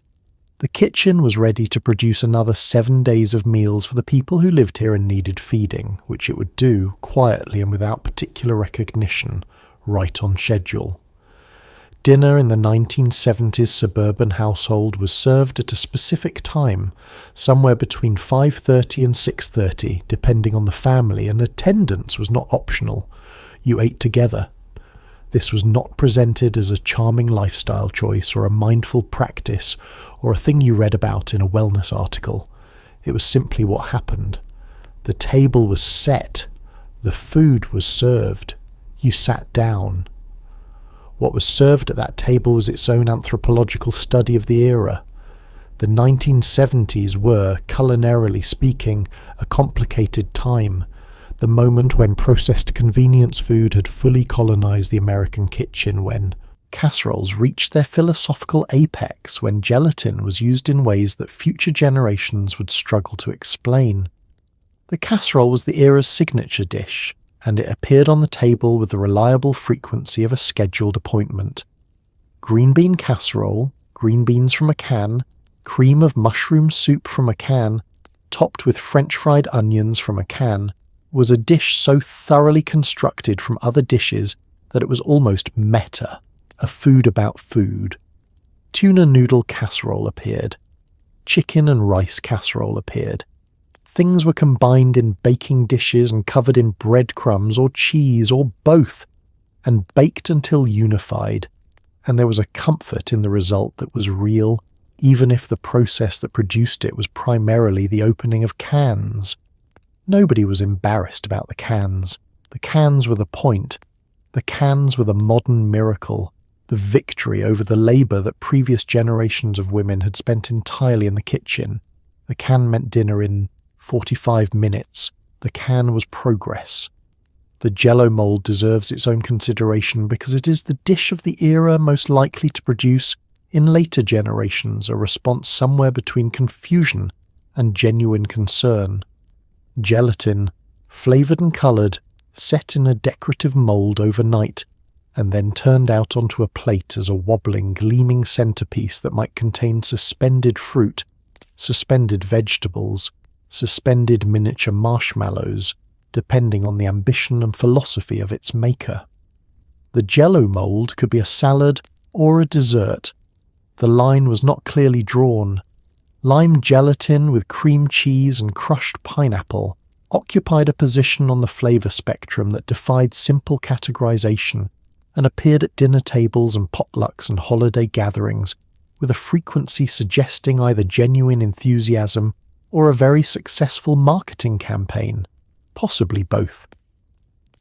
The children ate what was served in the amounts determined to be appropriate, and the negotiation around. This was the nightly theatre of the family dinner. You didn't like something, you expressed this. Your father indicated that this information was not relevant to whether you ate it. Your mother offered a middle position, eat some of it, you don't have to finish it, just try it.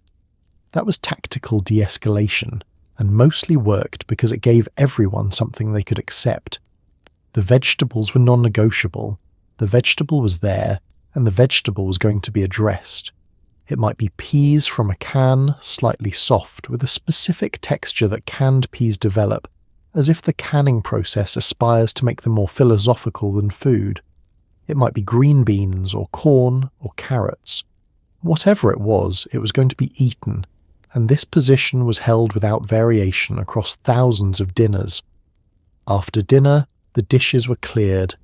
This was a collective activity in households that had decided it would be a collective activity, which meant the children had a role, carrying plates, scraping them over the trash, putting them in the dishwasher in the configuration that your mother would later silently rearrange because there was a right way, and the way the children did it was not it.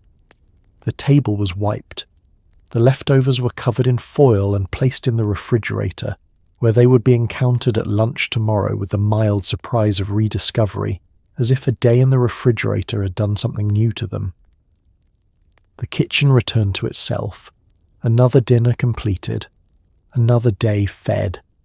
In theory, the living room was the central social space of the suburban home. The room with the good furniture, the console television, the decorative items arranged on surfaces with deliberate care. In practice, the living room was a room you passed through, a room you sat in when company came, and a room that existed in a state of careful preservation during the intervals between company. The sofa was covered, in many houses, literally covered in clear, plastic slip covers that your grandmother had installed, and which made a specific sound when you sat on them, and a different specific sound when you stood up, both of which were audible from the kitchen. The carpet was vacuumed. The ashtrays, and there were ashtrays, arranged on side tables and coffee tables with the casual accessibility of a room that fully expected people to smoke in it, because people fully expected to smoke in it, were emptied and wiped. The good furniture was good in the way that things reserved for company tend to be good, maintained, somewhat formal, calibrated to an audience. The sofa was firmer than the sofa in the family room, if there was a family room, because it had been sat on less. The side tables had coasters, actual dedicated coasters, deployed with an intentionality that the kitchen table never received. There was a lamp that cast a warm light in the evening, and that no one turned on during the day because daytime was not a time when the living room was in active use, and turning on a lamp in an unoccupied room felt like a statement that the room's general philosophy discouraged. The console television was the living room's most significant object, a piece of furniture as much as an appliance, set into a wooden cabinet with a finish that matched or nearly matched the end tables, designed to look like furniture first and a television second, as if the television were a guest being hosted by the room rather than the room's primary reason for existing, which it increasingly was. The screen was roughly 19 or 21 inches, measured diagonally, which was considered large. It had a dial for channels and a dial for volume, and a fine-tuning adjustment that required occasional intervention, and was never quite right, and was always being almost right, which was the television's default state. Decorative objects occupied the flat surfaces of the living room with the density of a curated collection and the logic of accumulation. A ceramic figurine. A small decorative plate mounted on the wall. A set of candlesticks that were never lit. A bowl of artificial fruit so convincing it had been touched by guests to confirm its nature. A framed print of a landscape in colours coordinated with the carpet and the sofa and the curtains. A room that had, in its decoration, achieved a specific aesthetic coherence that was the result of real effort, and that would be dismantled entirely during the 1980s without ceremony or regret. Company came on weekends usually, and when they came, the living room activated. Your mother brought out the good napkins. Drinks were served from a bar cart or a credenza that contained bottles whose presence was permanent and whose levels changed slowly. A bottle of scotch, a bottle of something amber, a bottle of something clear, mixers, a small ice bucket that was filled for the occasion. The adults sat and talked. The children were present briefly and then redirected elsewhere, which suited the children, who found adult conversation in the living room a specific kind of quiet tedium that they would not appreciate or recognise for another 30 years. And then the company left, and your mother plumped the sofa cushions back to their proper shape, emptied and wiped the ashtrays again, carried the glasses to the kitchen, and the living room returned to its preserved state, clean, arranged, faintly smelling of cigarettes and the particular perfume of whoever had been sitting in the good chair, ready for next time, quietly waiting as it always was for the people who almost never came. In the 1970 suburb, almost everyone smoked, and almost everyone smoked inside, and this is one of those facts that subsequent generations have encountered, with the wide-eyed disbelief typically reserved for learning that medieval people thought bathing was dangerous. Your parents smoked. Your relatives smoked. The paediatrician's waiting room had ashtrays. The station wagon had a built-in ashtray in the armrest. The airplane on the family vacation had a smoking section, specifically a section located behind you and separated from you by nothing except a row designation, as if smoke had ever respected assigned seating. The smell was simply the smell of the era, the way a particular cologne is the smell of a specific relative. You didn't notice it because you had never not known it. Your father smoked cigarettes in a specific brand and a specific configuration, filtered or unfiltered, long or regular, that he had arrived at years ago and from which he did not deviate, because his cigarette brand was part of who he was in the same quiet way that his cologne and his car were part of who he was. He lit them with a lighter he kept in his shirt pocket, or with matches from a book that accumulated in the kitchen junk drawer, alongside the take-out menus and the batteries of uncertain charge, and the small screwdriver whose purpose was occasionally remembered. He smoked at the kitchen table with his coffee in the morning. He smoked in the car with the window down 1 inch, which was a concession to the passengers rather than a meaningful ventilation strategy. He smoked after dinner in the chair, which was one of the chair's primary functions. Your mother may also have smoked, more likely inside the house and at the kitchen table, and possibly also in a particular way, and with a particular brand that was advertised toward women in the era's cigarette marketing, with the specific implication that this cigarette was slimmer, lighter, more modern, more consistent with the image of a woman who was current and capable and had made a considered choice, which she had, the same way she had made every other considered choice in the household without significant acknowledgement. The ashtray on the kitchen table was a shared resource, and was emptied regularly and refilled regularly in a cycle as continuous and unremarkable as the coffee, percolating beside it. The smell was everywhere because the smoke was everywhere. It lived in the curtains, in the upholstery, in the carpet, in the clothes in the closet, in your hair when you went to school on Monday morning carrying the weekend on you, in a way that was invisible to you because you lived inside the smell and could not smell it. The walls above the sofa were a shade slightly different from the walls elsewhere. Not dramatically, not noticeably unless you knew what to look for, the slow deposit of years of indoor smoking on a surface that received it without complaint. The paint held the record of the decade the way rings in a tree hold the record of its years. Guests smoked in your house. You smoked at their houses. It was reciprocal, communal, woven into the social fabric of visiting and being visited. You offered someone a cigarette the way you offered them a drink, as an act of hospitality, an inclusion into the comfort of the space. The cigarette case, if you had one, was a small object of genuine elegance in an era that had committed to elegance in its social rituals, even when it was slightly undermining its inhabitants' lung capacity. The understanding that this was medically significant was beginning to arrive in the early part of the decade. The Surgeon General had made the first report in 1964, and the warnings were on the packages, and the information was available. But information and behaviour are not the same thing, and changing the behaviour of an entire culture required more than a warning on a package. It required the full weight of social norm to shift, and social norms shift slowly, on a timeline measured in decades rather than announcements. In the 1970s suburb, the norm had not yet shifted. The ashtrays were still full, the smoke was still in the curtains, and the air of the era tasted faintly of all of it.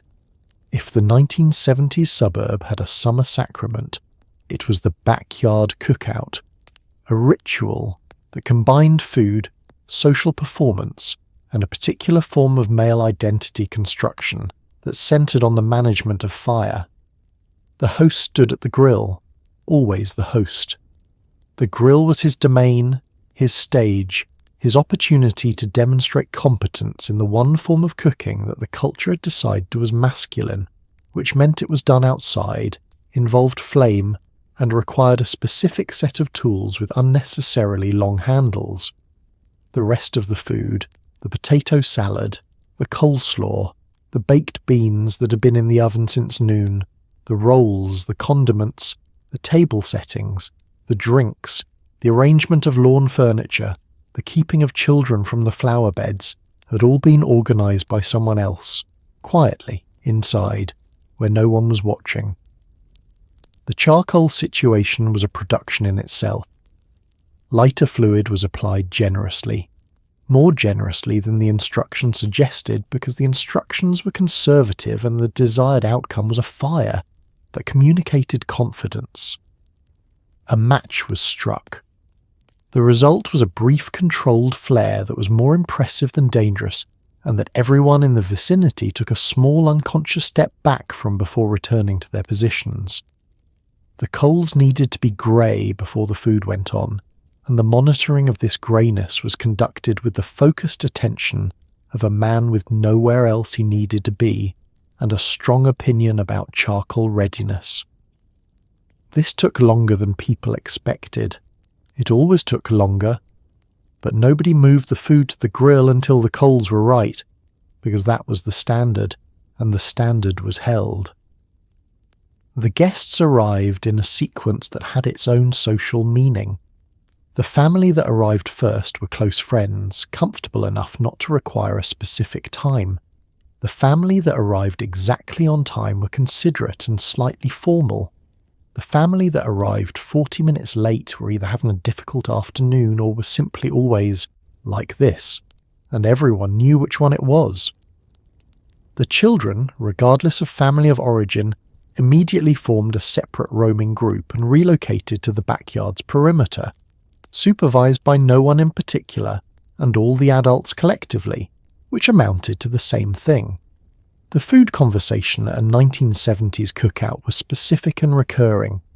The host's recipe for the potato salad, was it mustard-based or mayonnaise-based?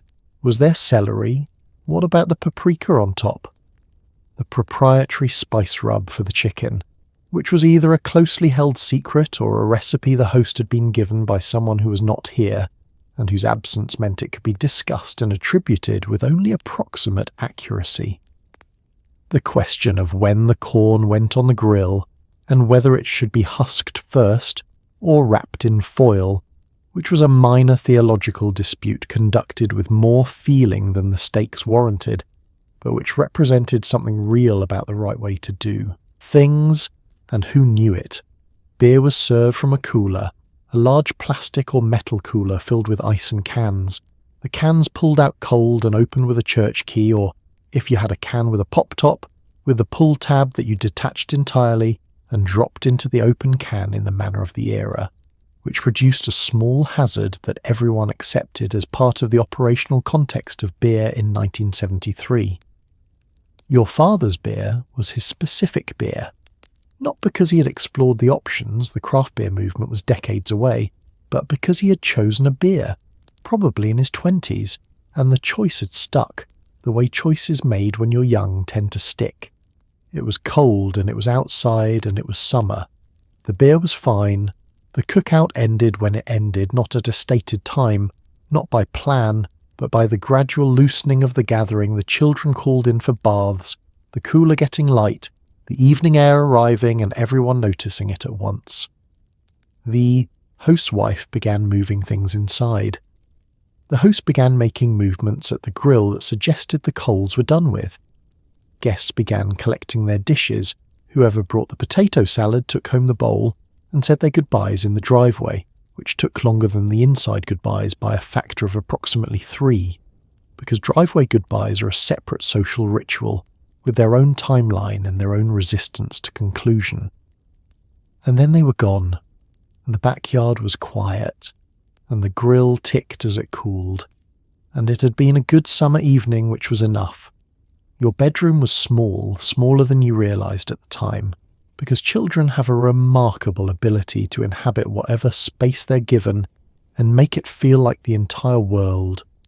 The floor was covered in shag carpet, which in a child's bedroom was not the burnt orange or harvest gold of the rest of the house, but something slightly wilder, perhaps a deep green, perhaps a rust red, the kind of colour that a manufacturer in 1972 thought children would find exciting, and which was correct, because shag carpet in a bedroom meant you could sit on the floor, actually sit comfortably on the floor, and the carpet would swallow whatever fell into it, including small Lego pieces that you would rediscover years later with the bottom of your foot in the dark. The walls were either painted in a colour your mother had chosen and that you had been given limited input into, or papered in a pattern whose selection had involved a trip to the hardware store and a deliberation process that produced, ultimately, a wallpaper featuring either cartoon characters, geometric shapes, or a repeating nature motif, trees, birds, or something botanical that was meant to be cheerful and calming simultaneously, and achieved this to varying degrees depending on the hour and your mood. The wallpaper was applied with the understanding that it would be here for a while. Redecorating a child's bedroom was not a regular or casual event. You lived with the wallpaper, and the wallpaper lived with you. And over years it became simply the background of your interior life, the visual texture of sleep and waking and childhood. The furniture was modest and functional.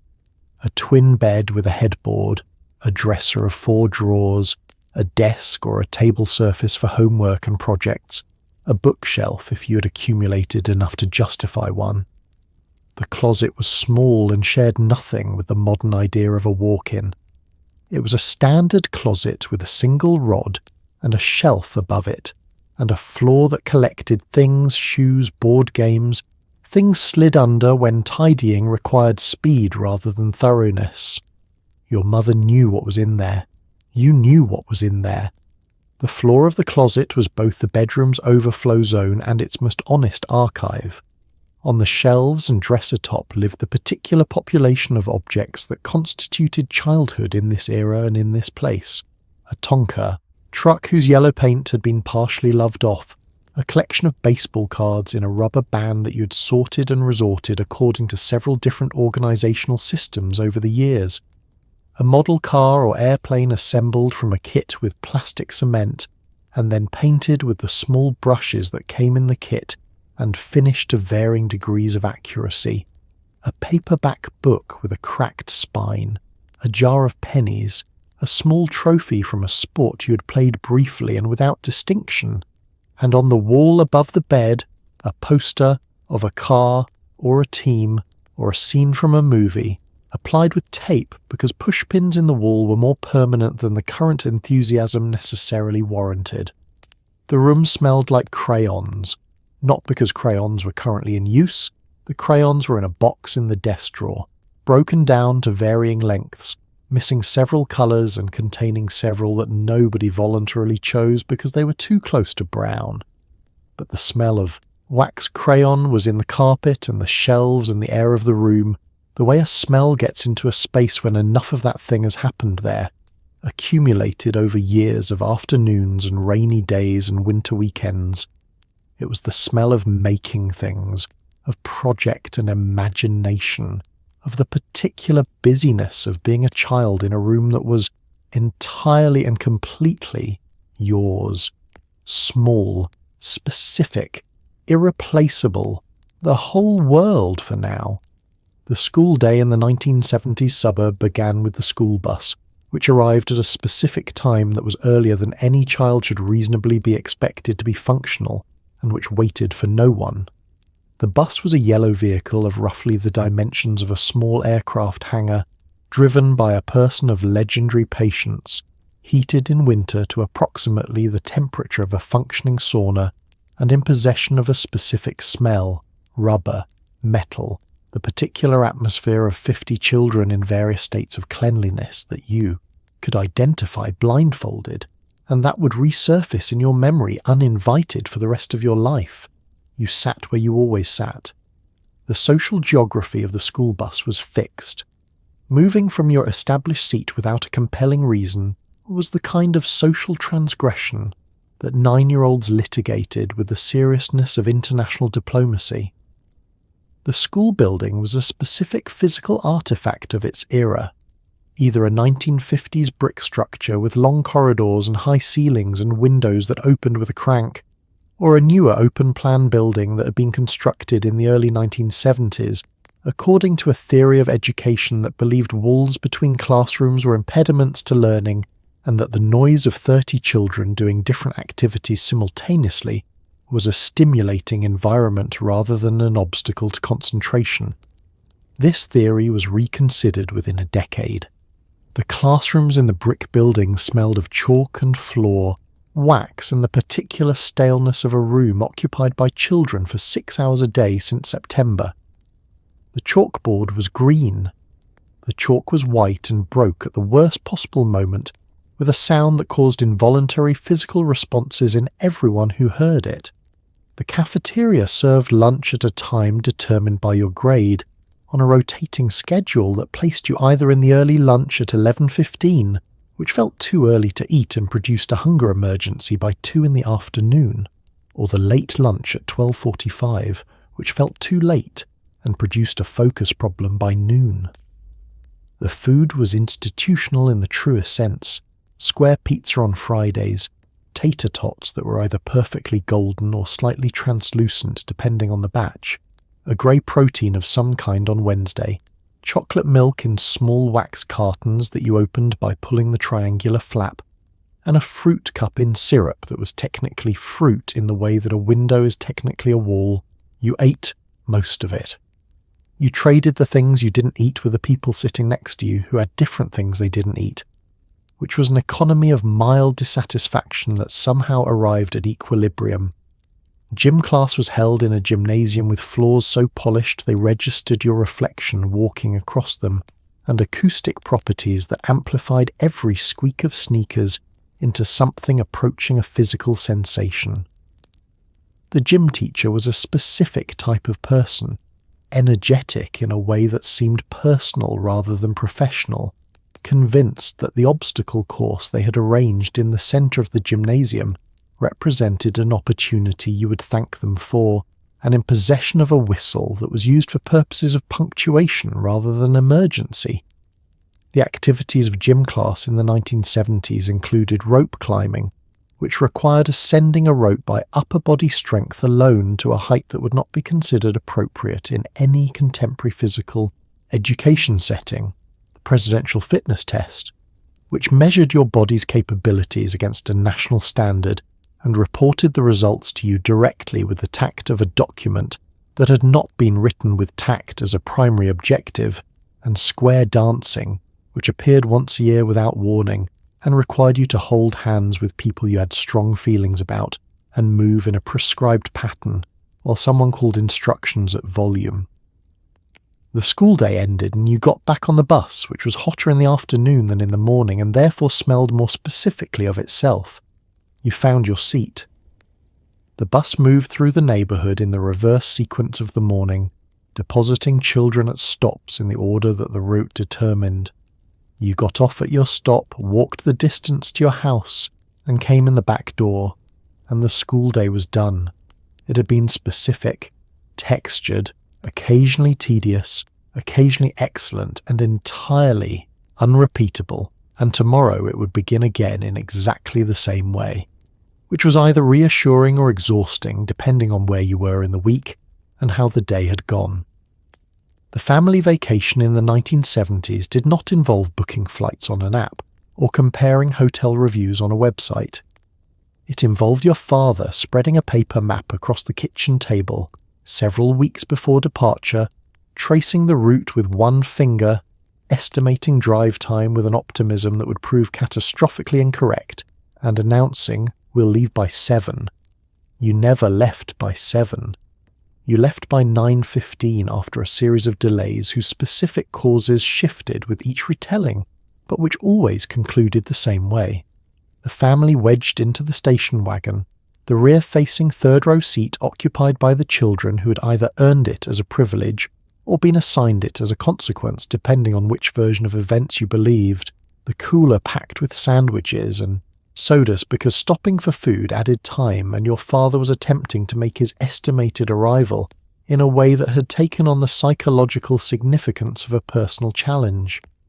The map was the only navigation available to you, and navigating from a paper map while driving required either a passenger willing to read it in real time or a set of directions written out in advance on a legal pad in your father's handwriting.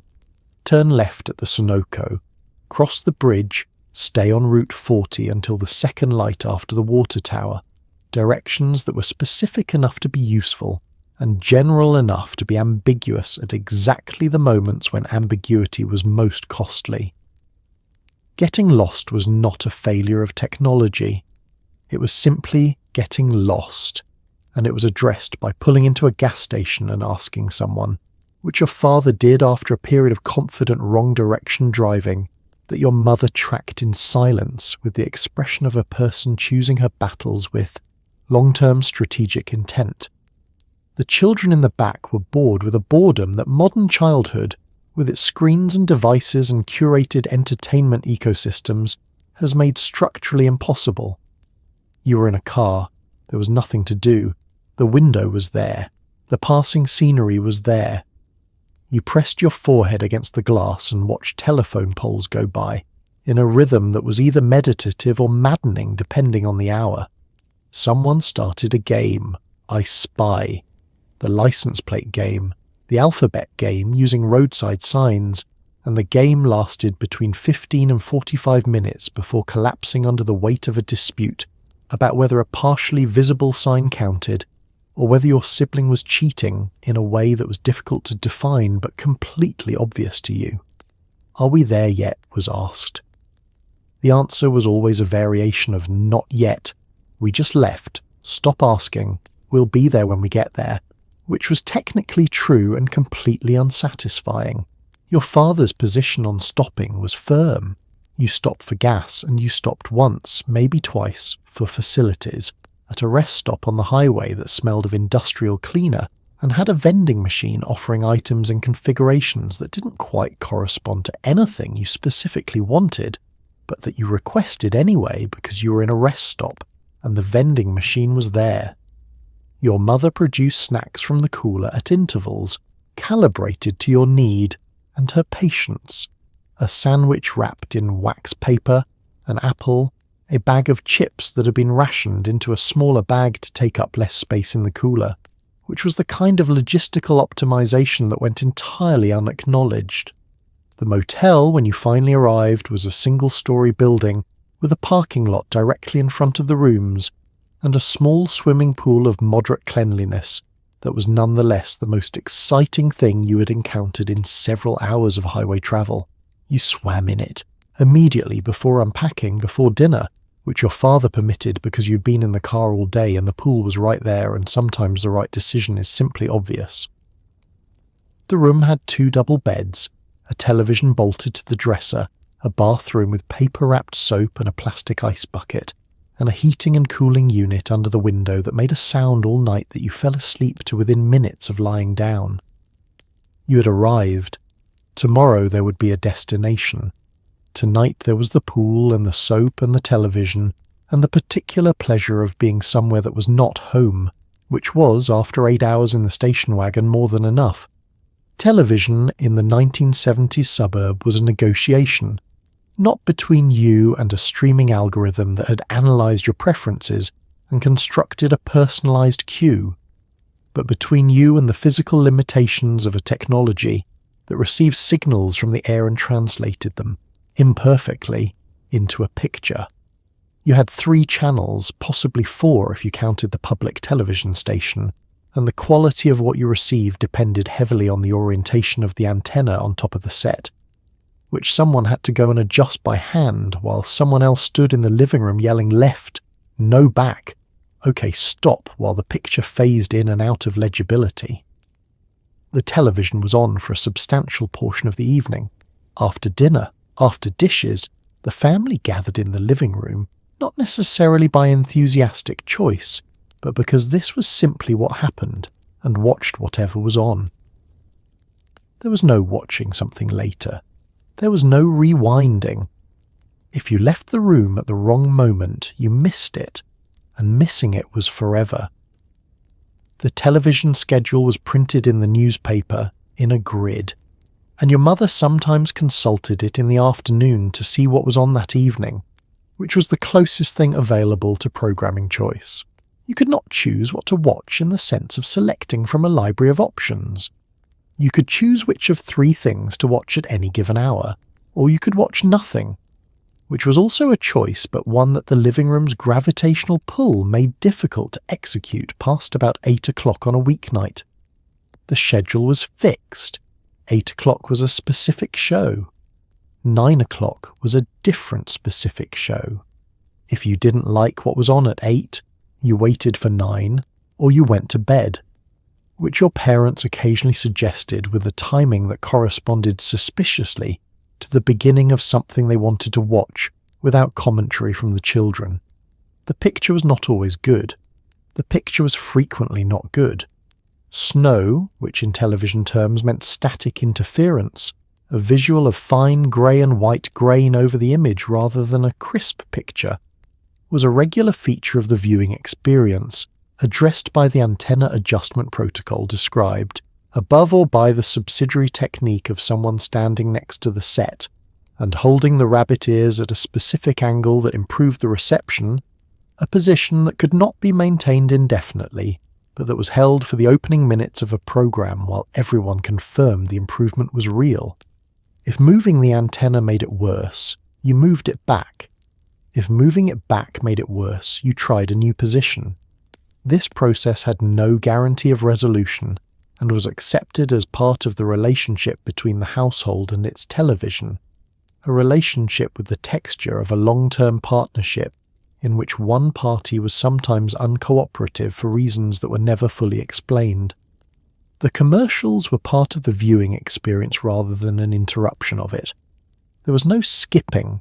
There was no fast-forwarding. The commercial break was a pause in the program during which the household redistributed. Briefly, someone went to the kitchen for a drink, someone used the bathroom, someone changed the subject of the conversation that had been suppressed during the program's running time, and then everyone returned for the next segment. The commercials themselves were the advertising culture of the era in concentrated form.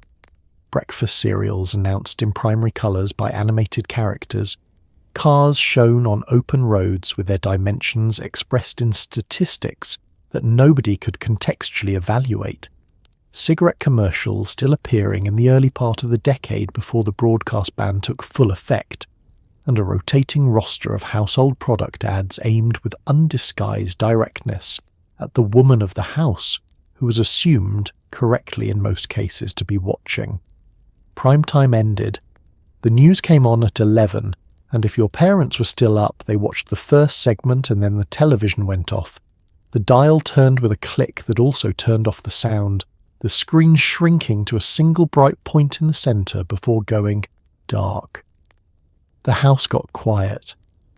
The only thing left was the refrigerator humming in the kitchen and whatever was happening outside, which was nothing, because the suburb at 11 o'clock was deeply, specifically quiet. The quiet of a place whose entire population was on roughly the same schedule, winding down in the same sequence, preparing for the same morning. The television had done its work for the day.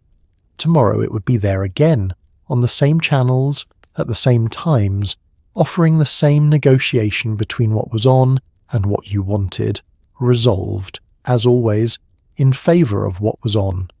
Going to the doctor in the 1970s suburb was a reasonably routine event, though the experience bore limited resemblance to what the phrase medical care might conjure for someone accustomed to the 21st century. Your paediatrician had an office in a low-brick building in a small professional plaza between a dental office and an insurance agency. The waiting room had chairs, upholstered in a vinyl that had been wiping down since the Nixon administration, a low table with a selection of magazines that were between 3 and 18 months out of date, and a toy corner containing several items of unclear provenance. You waited. Waiting was a significant component of the experience. The doctor, when he appeared, and it was almost always he, wore a white coat and had the particular manner of someone who'd been trusted with authority for long enough that he had stopped explaining his reasoning unless specifically asked. The examination was brief and confident. He pressed things, tapped things, looked into things with a small light, and arrived at conclusions with the speed of a person who had been doing this for many years and who did not require a second opinion because he was the opinion. The stethoscope was cold.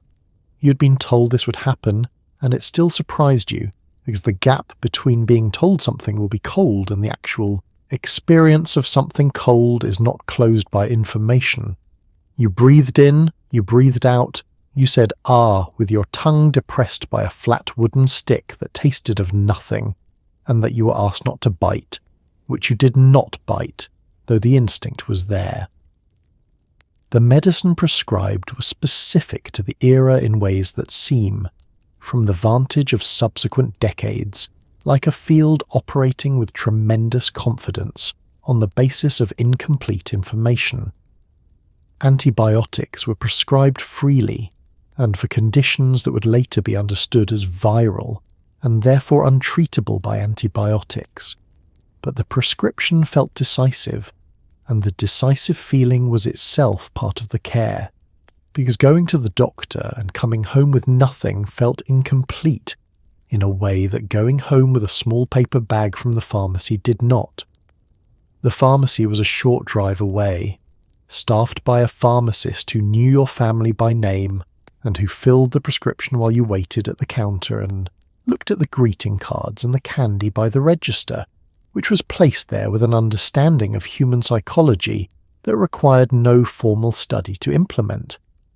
Children's medicine in the 1970s came in a small number of flavours, of which grape was the most ambitious and cherry was the most prevalent, and the word flavour is used loosely here to describe something that was in the general neighbourhood of fruit without having made the full journey. You took it from a small plastic measuring spoon. You made a face. Your mother said it wasn't that bad. You took her word for this as a statement of aspiration rather than fact. The medicine worked or it didn't, and if it didn't, you went back and received a different medicine with a different flavour in the same general family of pharmaceutical fruit impressionism. The family doctor, as distinct from the paediatrician, once you were old enough to graduate to adult medicine, operated with a similar authority and a similar efficiency and the additional characteristic of being someone your parents knew socially. Because in the 1970s suburb, the doctor was often someone whose children went to your school, or whose family attended your church, or who you saw at the neighbourhood cookout, which created a social texture around medical care that was either reassuring or complicated depending on what you needed to discuss. You didn't change doctors, you had a doctor. The doctor was your doctor, a fixed feature of the household support infrastructure in the same way that the mechanic was your mechanic and the dentist was your dentist. A relationship of long-standing, imperfect and specific, conducted over years without the transactional neutrality of a system where the provider changes with the insurance network and the appointment is booked through an app at 11:30 at night.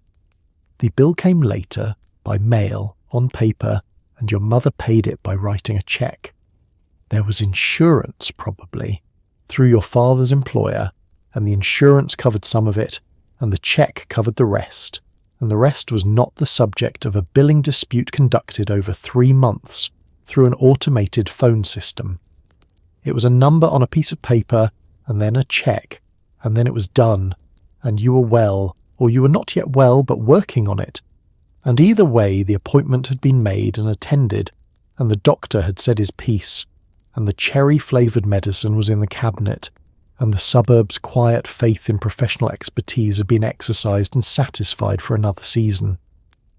Clothing in the 1970s suburb was making a point, and the point was, we are not our parents. The 1950s and 60s had their own claims on American fashion, but by the time the 1970s settled in, the culture had made a decisive turn toward an aesthetic that future historians would describe charitably as bold and less charitably as a group hallucination, involving geometric prints, wide lapels, and an agreement that polyester could be the fabric of the future. Your father owned at least one leisure suit.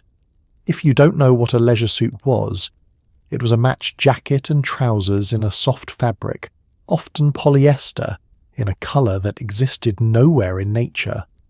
Burnt sienna, deep plum, a particular shade of brown that seemed designed to absorb light rather than reflect it, cut with wide lapels, worn with a shirt whose collar spread across, said lapels like a bird in flight, and constituting an ensemble that its wearer considered sharp, current, and genuinely attractive. The polyester itself deserves a moment of acknowledgement, because it was the material of the decade and it had properties that natural fabrics did not. It did not wrinkle, which was presented as an unambiguous advantage, and which was, in the narrow sense of wrinkle management, correct. It also did not breathe, which in the summer months converted the garment into a personal climate system that operated in one direction only, accumulating heat against the body, and holding it there with the loyalty of a material that had committed to a relationship and was not interested in renegotiating the terms. In winter this was tolerable. In July this was a decision you lived with because it was what you had on, and there was a party. Your mother wore wide-leg trousers with a crease pressed into them, and a blouse with a collar that was either pointed or ruffled depending on the occasion, and heels that were not stilettos but were not flats. A middle elevation that conveyed effort without distress, which was the precise register of most of her choices. She may have owned a maxi dress which was long to the ankle in a print of swirling colour, earth tones, floral, geometric, sometimes all three in a collaboration that the pattern designers of the era pursued with genuine ambition, and which she wore on summer evenings when company was coming, and the occasion called for something that was not the weekday wardrobe but was not quite formal. The maxi dress was comfortable. This was not an accident. Comfortable and presentable simultaneously, this was the aspiration that the early 1970s offered women in clothing, and that they accepted with the relief of people who had been wearing girdles. The children wore what they were put in, and what they were put in was the era's children's fashion, which shared the adult wardrobe's enthusiasm for pattern and its commitment to polyester, while adding the practical consideration that children destroy clothing at a rate that makes natural fibres a sentimental choice rather than a practical one. Your jeans were wide at the ankle in the style called bell-bottom, which flared below the knee in a silhouette that required a specific length to execute properly, and that you outgrew twice a year, and that collected moisture from the ground as you walked through wet grass in a way that soaked the hem, and worked upward over a long day into a wetness that reached your calves by afternoon. Nobody complained. It was the pants. Platform shoes, elevated soles of cork or wood beneath shoes of suede or patent leather, were worn by women, by men in certain social contexts, and by teenagers with a commitment to height and a willingness to navigate stairs with elevated caution. The platform added between 1 and 4 inches depending on the ambition of the shoe in the evening, and the walking surface they provided was wide enough to be stable and narrow enough to be hazardous on uneven ground, which the 1970s suburb had in abundance. The goal was height, and the suggestion of a certain kind of confidence, the kind that announces itself through footwear, which is an ancient and consistent human impulse that expressed itself in this decade through cork and suede, and the specific sound of platform heels on a linoleum kitchen floor. Fashion in the 1970s suburb was not ironic. Nobody was wearing it as a reference.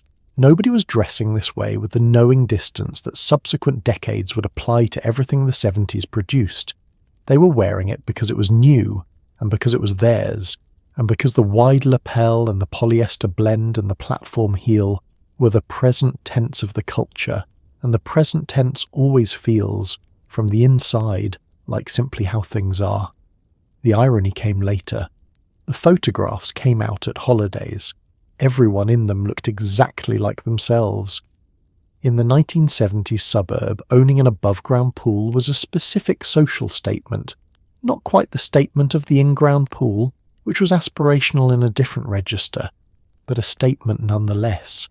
An above-ground pool appeared in your backyard as a cylinder of blue, typically constructed over a weekend by your father, and whichever neighbour had been recruited on the basis of his superior ability to follow instruction diagrams, and it sat there for the next decade as a fixture of summer life, and a source of continuous maintenance responsibility that your father had not fully modelled when he ordered it from the catalogue.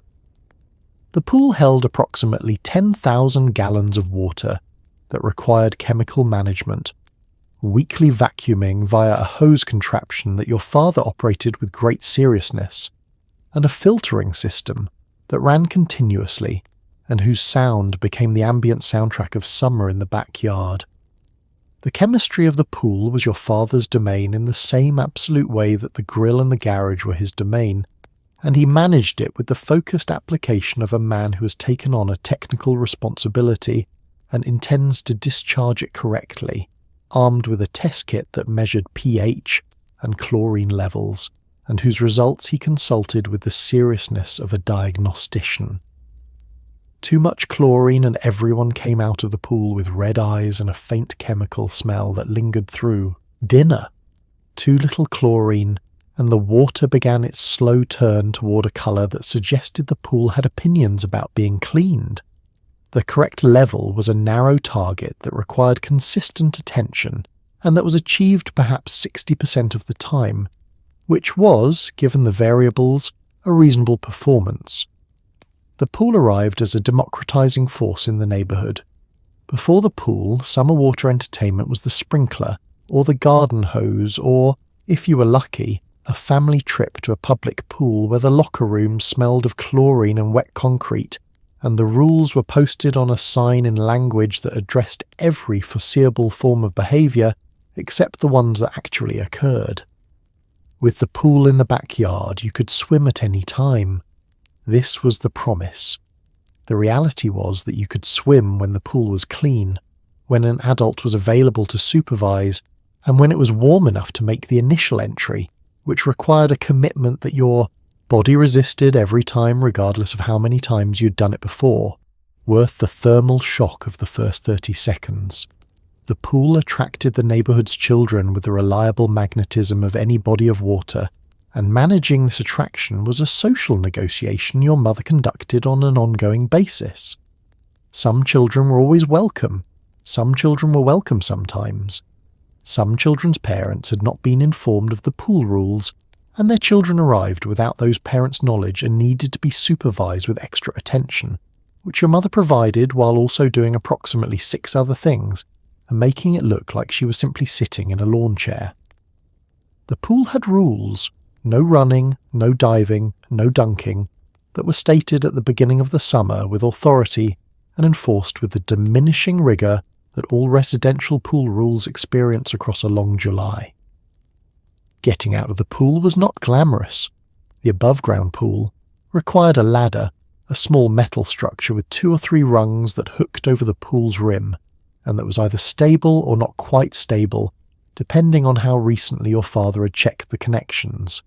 You climbed down the outside of it onto the grass, wet, and the grass stuck to your feet with the adhesion of wet grass on wet skin, and you walked across the yard leaving a trail of footprints that dried in the sun before you reached the house.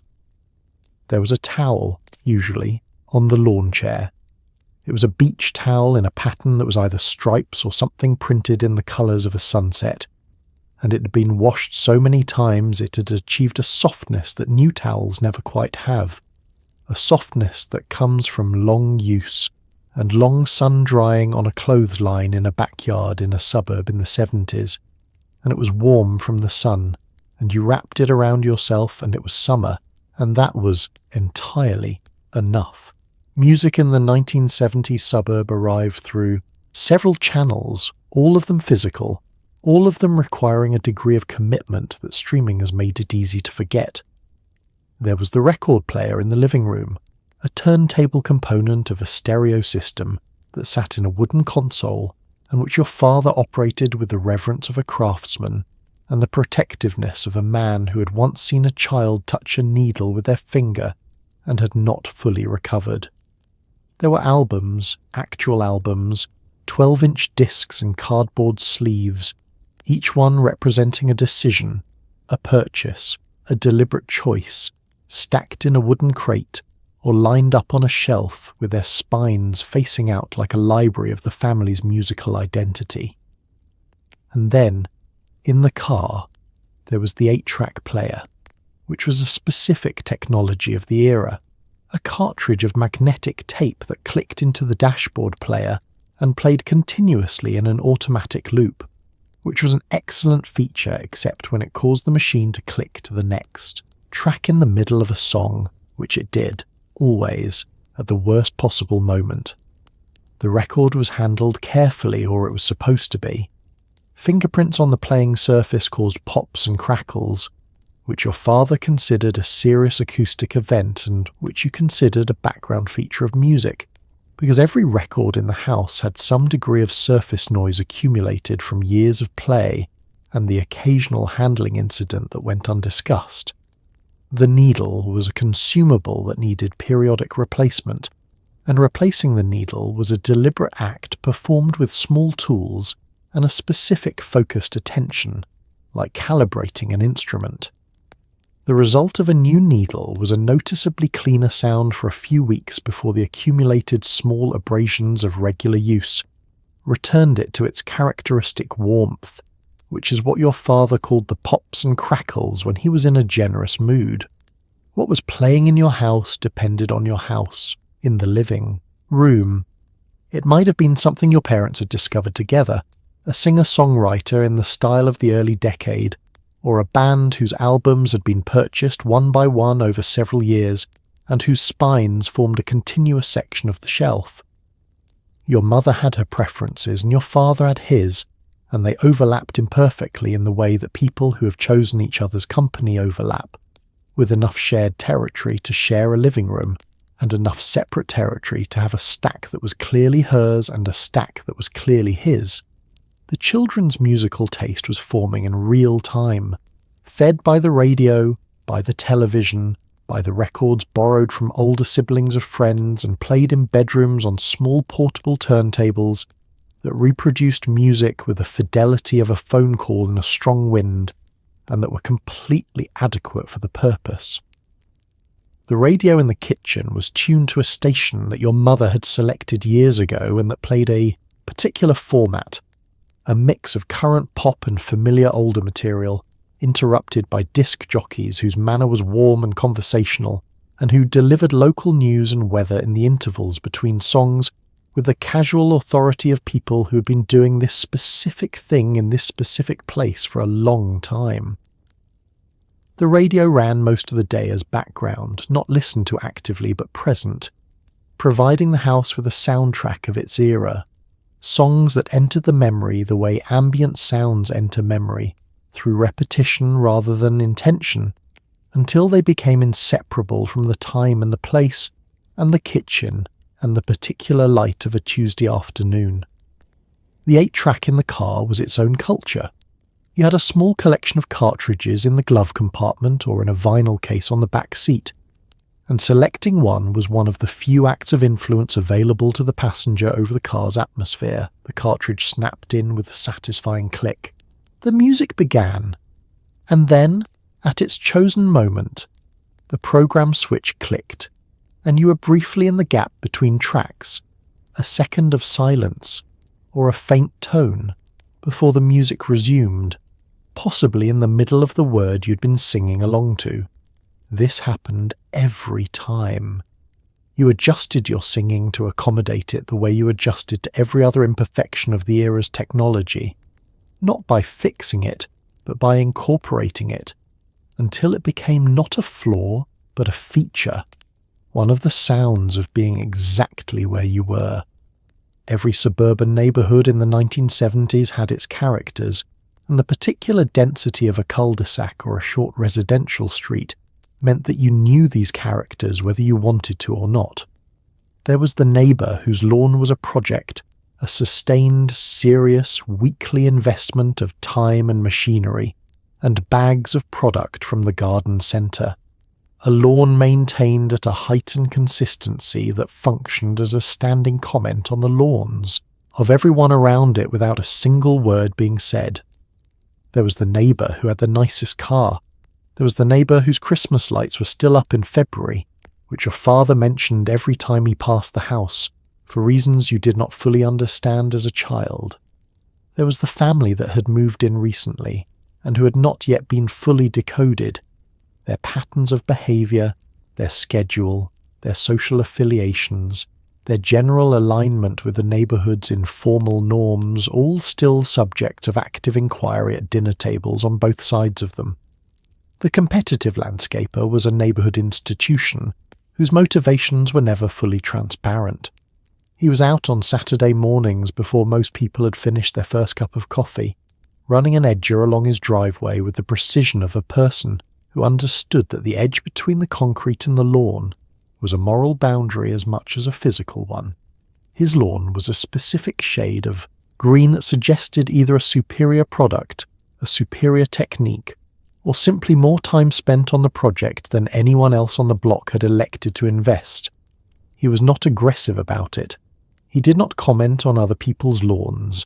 He simply maintained his own to a standard that made your father, returning to the house after retrieving the morning paper, occasionally look back at his own lawn with a briefly evaluative expression before going inside.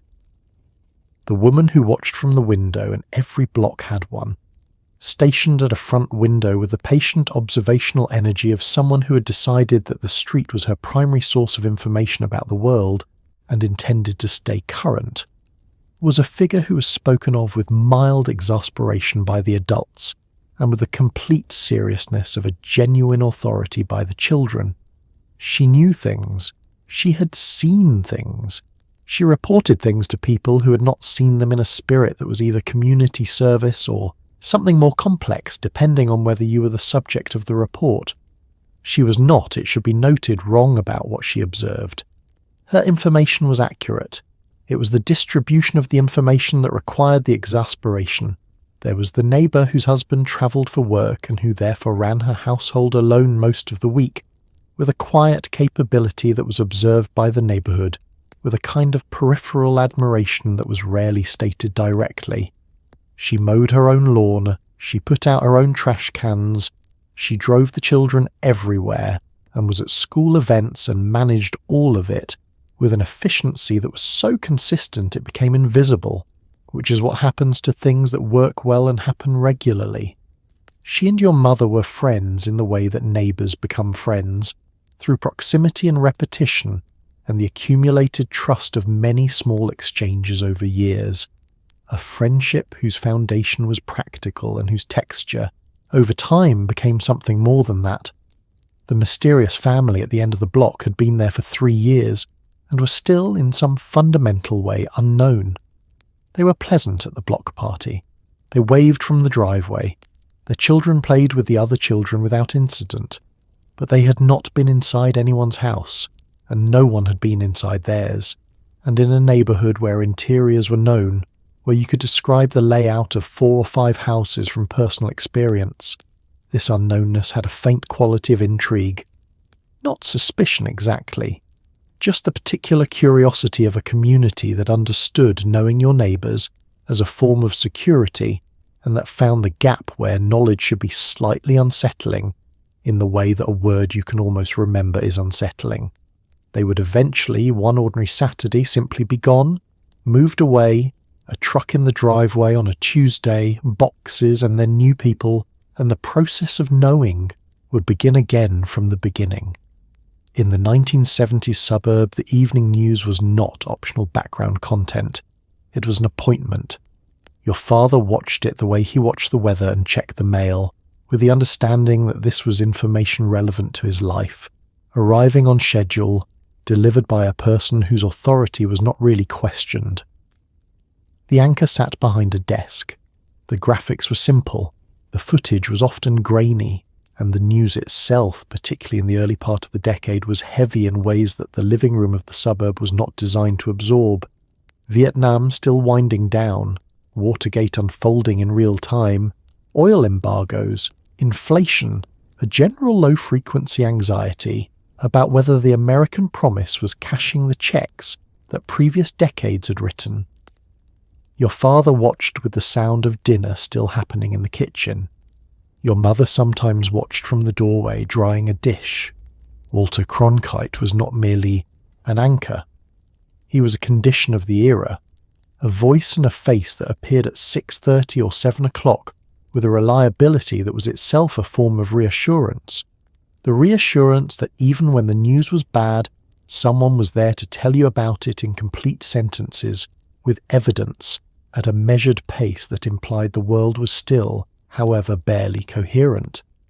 When he said that is the way it is, it was less a sign-off than an assertion, not that everything was fine, but that whatever had happened today had been gathered, organised, and presented to you in good faith. The authority of that assertion was real in the 1970s suburb, in a way that subsequent decades of media proliferation would slowly and then rapidly erode. The Watergate hearings ran on the television in the daytime, and your mother watched them in the kitchen, with the volume turned up while she worked, not because she was a political obsessive, but because this was the thing happening and ignoring it felt like a choice she had not decided to make. The hearings had a specific quality. The long procedural stretches, the careful language of witnesses navigating between candour and consequence, the gradual accumulation of something that was either a constitutional crisis or a political dispute depending on who was explaining it to you and in which direction their sympathies ran. Your parents had an opinion. The opinion was not always the same opinion. The opinion was discussed at dinner in the way that the era's serious subjects were discussed at dinner, with care, with the awareness that the children were listening, with the implicit acknowledgement that what was happening was significant, even when its full significance was not yet legible. The gas lines of 1973 arrived in the news and then arrived in daily life with a speed that made the abstract concrete overnight. Your father lined up for gas. The line was long. The station might run out before he reached the pump, which was a possibility he managed by leaving early and monitoring the situation with the anxious attention of someone whose primary transportation had become a rationed resource. The speed limit dropped to 55 miles per hour as a conservation measure and was observed with varying degrees of conviction on the highways, where the new limit was enforced by radar guns operated by state troopers with their own opinions about the federal mandate. The thermostat in the house was turned down by 2 degrees, which was presented as a patriotic act and which produced a winter that was slightly colder than the previous one, and about which nobody said anything because saying something would have implied that the 2 degrees mattered, and your father had decided that the 2 degrees did not matter. The news ended and was followed by whatever the network had scheduled for the evening, which was a transition your father accepted without ceremony. The click of the dial or the passage from one program to the next without his intervention, the world's large affairs replaced by the evening's entertainment, with a speed that was either unseemly or healthy, depending on whether you thought the evening news required a period of reflection before the television continued. He did not typically think it required reflection. He had received the information. Tomorrow, there would be more information. Tonight there was the rest of the evening, and the evening had its own schedule, and the schedule continued. The 1970 suburb had an organised social life that functioned in retrospect as a kind of connective tissue holding the whole thing together, a network of church, club, and community event that gave the neighbourhood its rhythm beyond the daily schedule of work, school, and television. Sunday morning had a particular quality in a suburb where church attendance was standard practice. Cars in driveways, families in clothes that were slightly better than their regular clothes, the sound of church bells that in the suburbs came not from ancient stone towers, but from modest brick buildings with signs out front whose changeable letter marquees offered weekly messages of varying degrees of inspiration. Your family went, or your family didn't go, and either way you were aware of the social coordinates of that choice in a way that modern life in a more anonymous city might not have imposed. Church in the 1970 suburb was not purely a matter of theology, though theology was present and seriously observed by those for whom it was the primary motivation.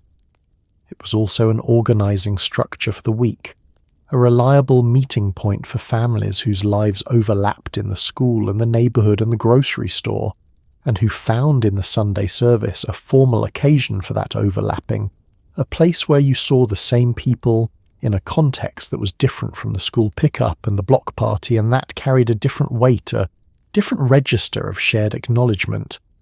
The coffee hour after the service was the week's most reliable social mixing event, conducted in a church basement or parish hall with institutional coffee in a large urn and cookies on a folding table, and conversations that range from the genuinely significant to the cheerfully mundane with the ease of people who'd been sharing this specific space for years. Your father may have belonged to the Rotary Club, or the Lions, or the Kiwanis, or some configuration of the civic organisations that populated the 1970s suburb, with meetings on Tuesday evenings in the back room of a restaurant or a church hall. These organisations had purposes that were both stated and unstated. The stated purpose was community service, and the unstated purpose was an infrastructure for the social and professional lives of the men who attended, a place where relationships were maintained and information exchanged, and the fabric of the community's self-organisation was quietly reinforced by people who showed up every week, because showing up was what you did.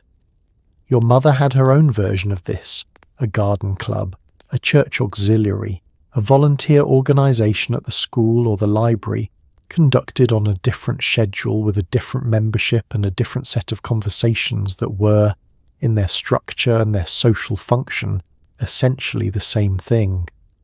The Little League season organised the spring and summer around games on weekday evenings and Saturday mornings, and the parents who attended created, in the bleachers and along the chain-link fence, a weekly gathering that was nominally about the children's baseball game, and was also about everything else, the neighbourhood news, the shared reference points of families whose children occupied the same age cohort, the mild competitive investment in the game that was managed in most cases with the reasonable perspective of adults who remembered that this was youth, sports, and that perspective was later occasionally abandoned in ways that the umpire noted and did not enjoy.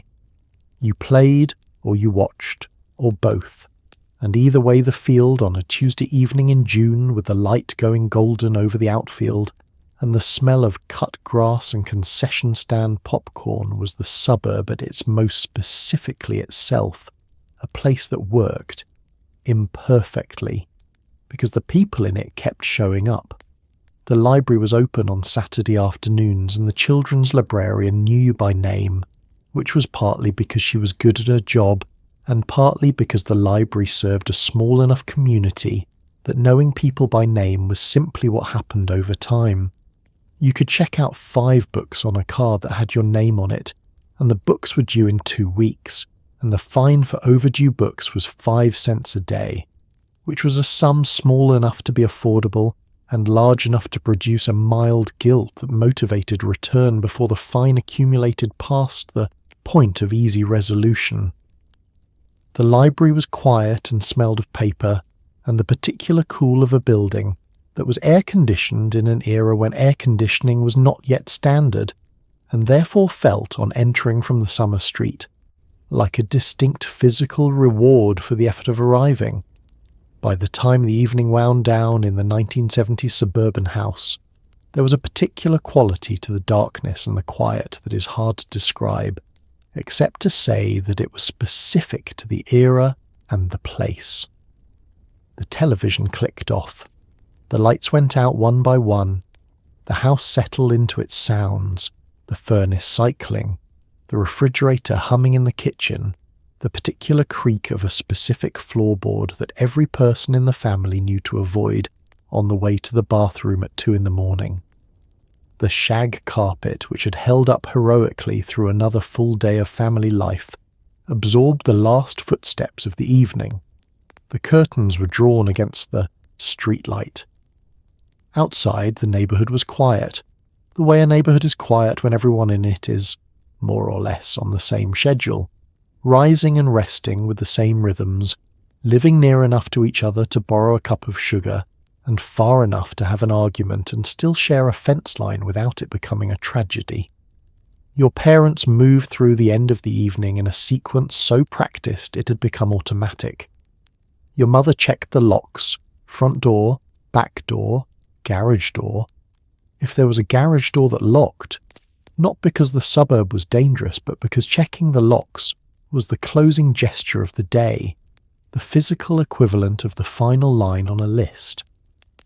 She turned off the kitchen light last, which left the house in the specific dark of a home whose only light was the nightlight in the hallway, a small plug-in fixture that cast just enough glow to navigate without waking anyone fully, a concession to the children's night navigation and possibly also to the adults who had been navigating this hallway in the dark for years and had developed an accurate mental map of it while still appreciating the nightlight's quiet service.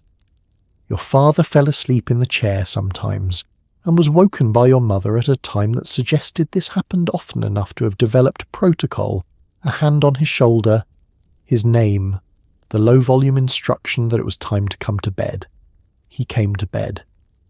The chair was left in its slightly reclined position, the small table beside it holding the empty glass and the folded newspaper, and the living room arranged itself in the particular patience of a room whose work for the day was done and which was waiting, without urgency, for tomorrow. The children were in bed. Not necessarily asleep. Sleep arrived on its own schedule and was not reliably on time, but in bed, in the specific darkness of their rooms, with the door cracked the exact amount that had been negotiated, the nightlight, or the hall, light providing the agreed-upon level of illumination, the window open the agreed-upon amount. You lay in the shag carpet's gravity and listened to the house. The furnace was the house's voice at night, a low ignition, a hum, a warmth that arrived at the vent in the floor with a steady reliability of something that had been doing this job for years and intended to continue. The refrigerator was the kitchen talking to itself. The floorboard in the hall was the house settling, which is what old houses do and which children, hearing it for the first time, require reassurance about and which, once reassured, find oddly comforting. The house breathing. The suburb outside the window was dark and specific. The streetlights stood at their intervals, casting orange cones of light on the pavement and the lawns and the parked cars in driveways. A dog somewhere registered something and then returned to silence.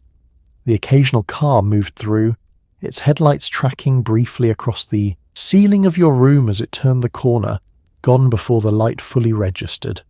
The neighbourhood was accounted for. Everyone was where they were supposed to be.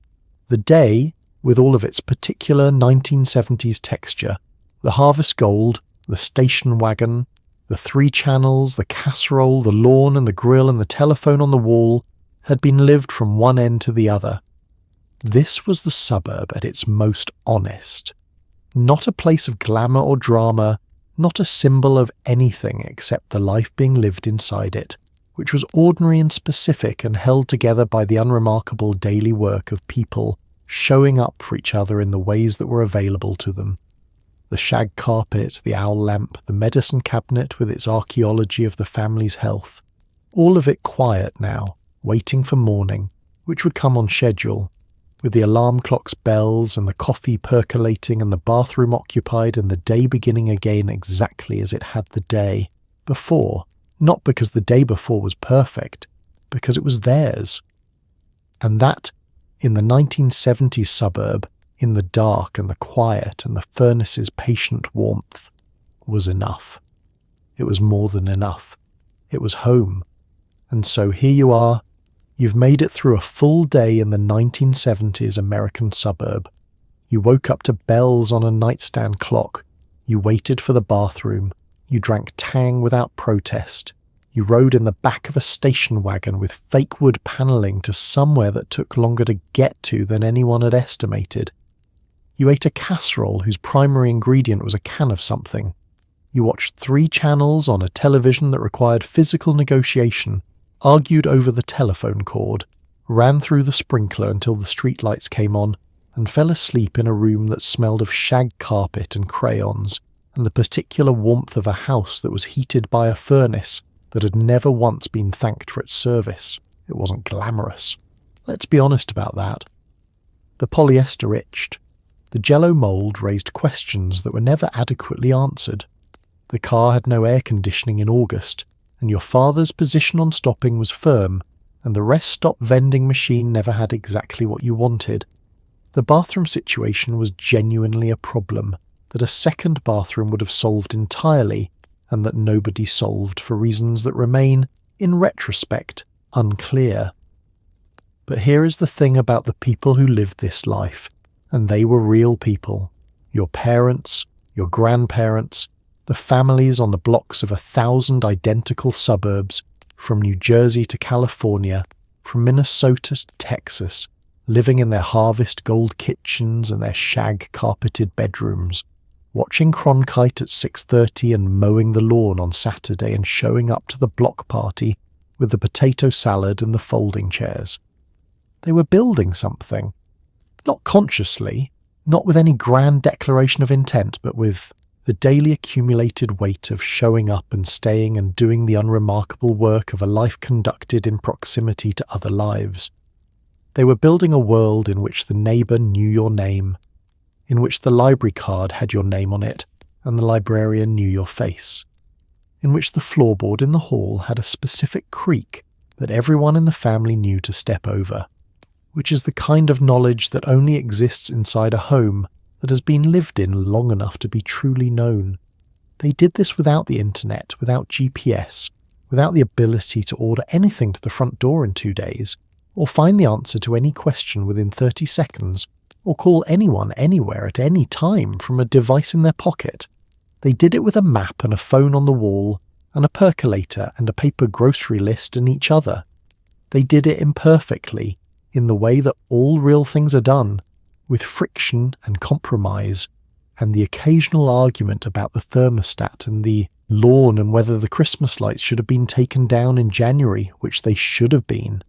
So tonight, as you settle into your clean and comfortable bed, with your climate-controlled room and your streaming service, and your phone on the nightstand that contains more information and entertainment than an entire 1970s suburb could access in a month, maybe take just a moment for the people who lived without all of it and found, in that smaller, slower, noisier, more particular world, something worth remembering. Who sat in the backyard on summer evenings when the air cooled and talked to the neighbours over the fence. Who drove 8 hours in a car with the windows down to get somewhere they could have described from memory. Who fed people and fixed things and showed up quietly without applause year after year after year. They were stubborn and ordinary and sometimes wrong and often tired and completely irreplaceable. The Harvest Gold kitchen is quiet now. The owl lamp is off. The furnace is doing its patient work. The neighbourhood is dark and still, and the streetlights are keeping watch over the lawns that someone will mow on Saturday. Sleep well. It was a good day. It always was, more or less. And tomorrow the alarm will ring, and the coffee will percolate, and the bathroom will be occupied, and it will all begin again. That's just how it was, and somehow, against all odds, it was enough. Good night.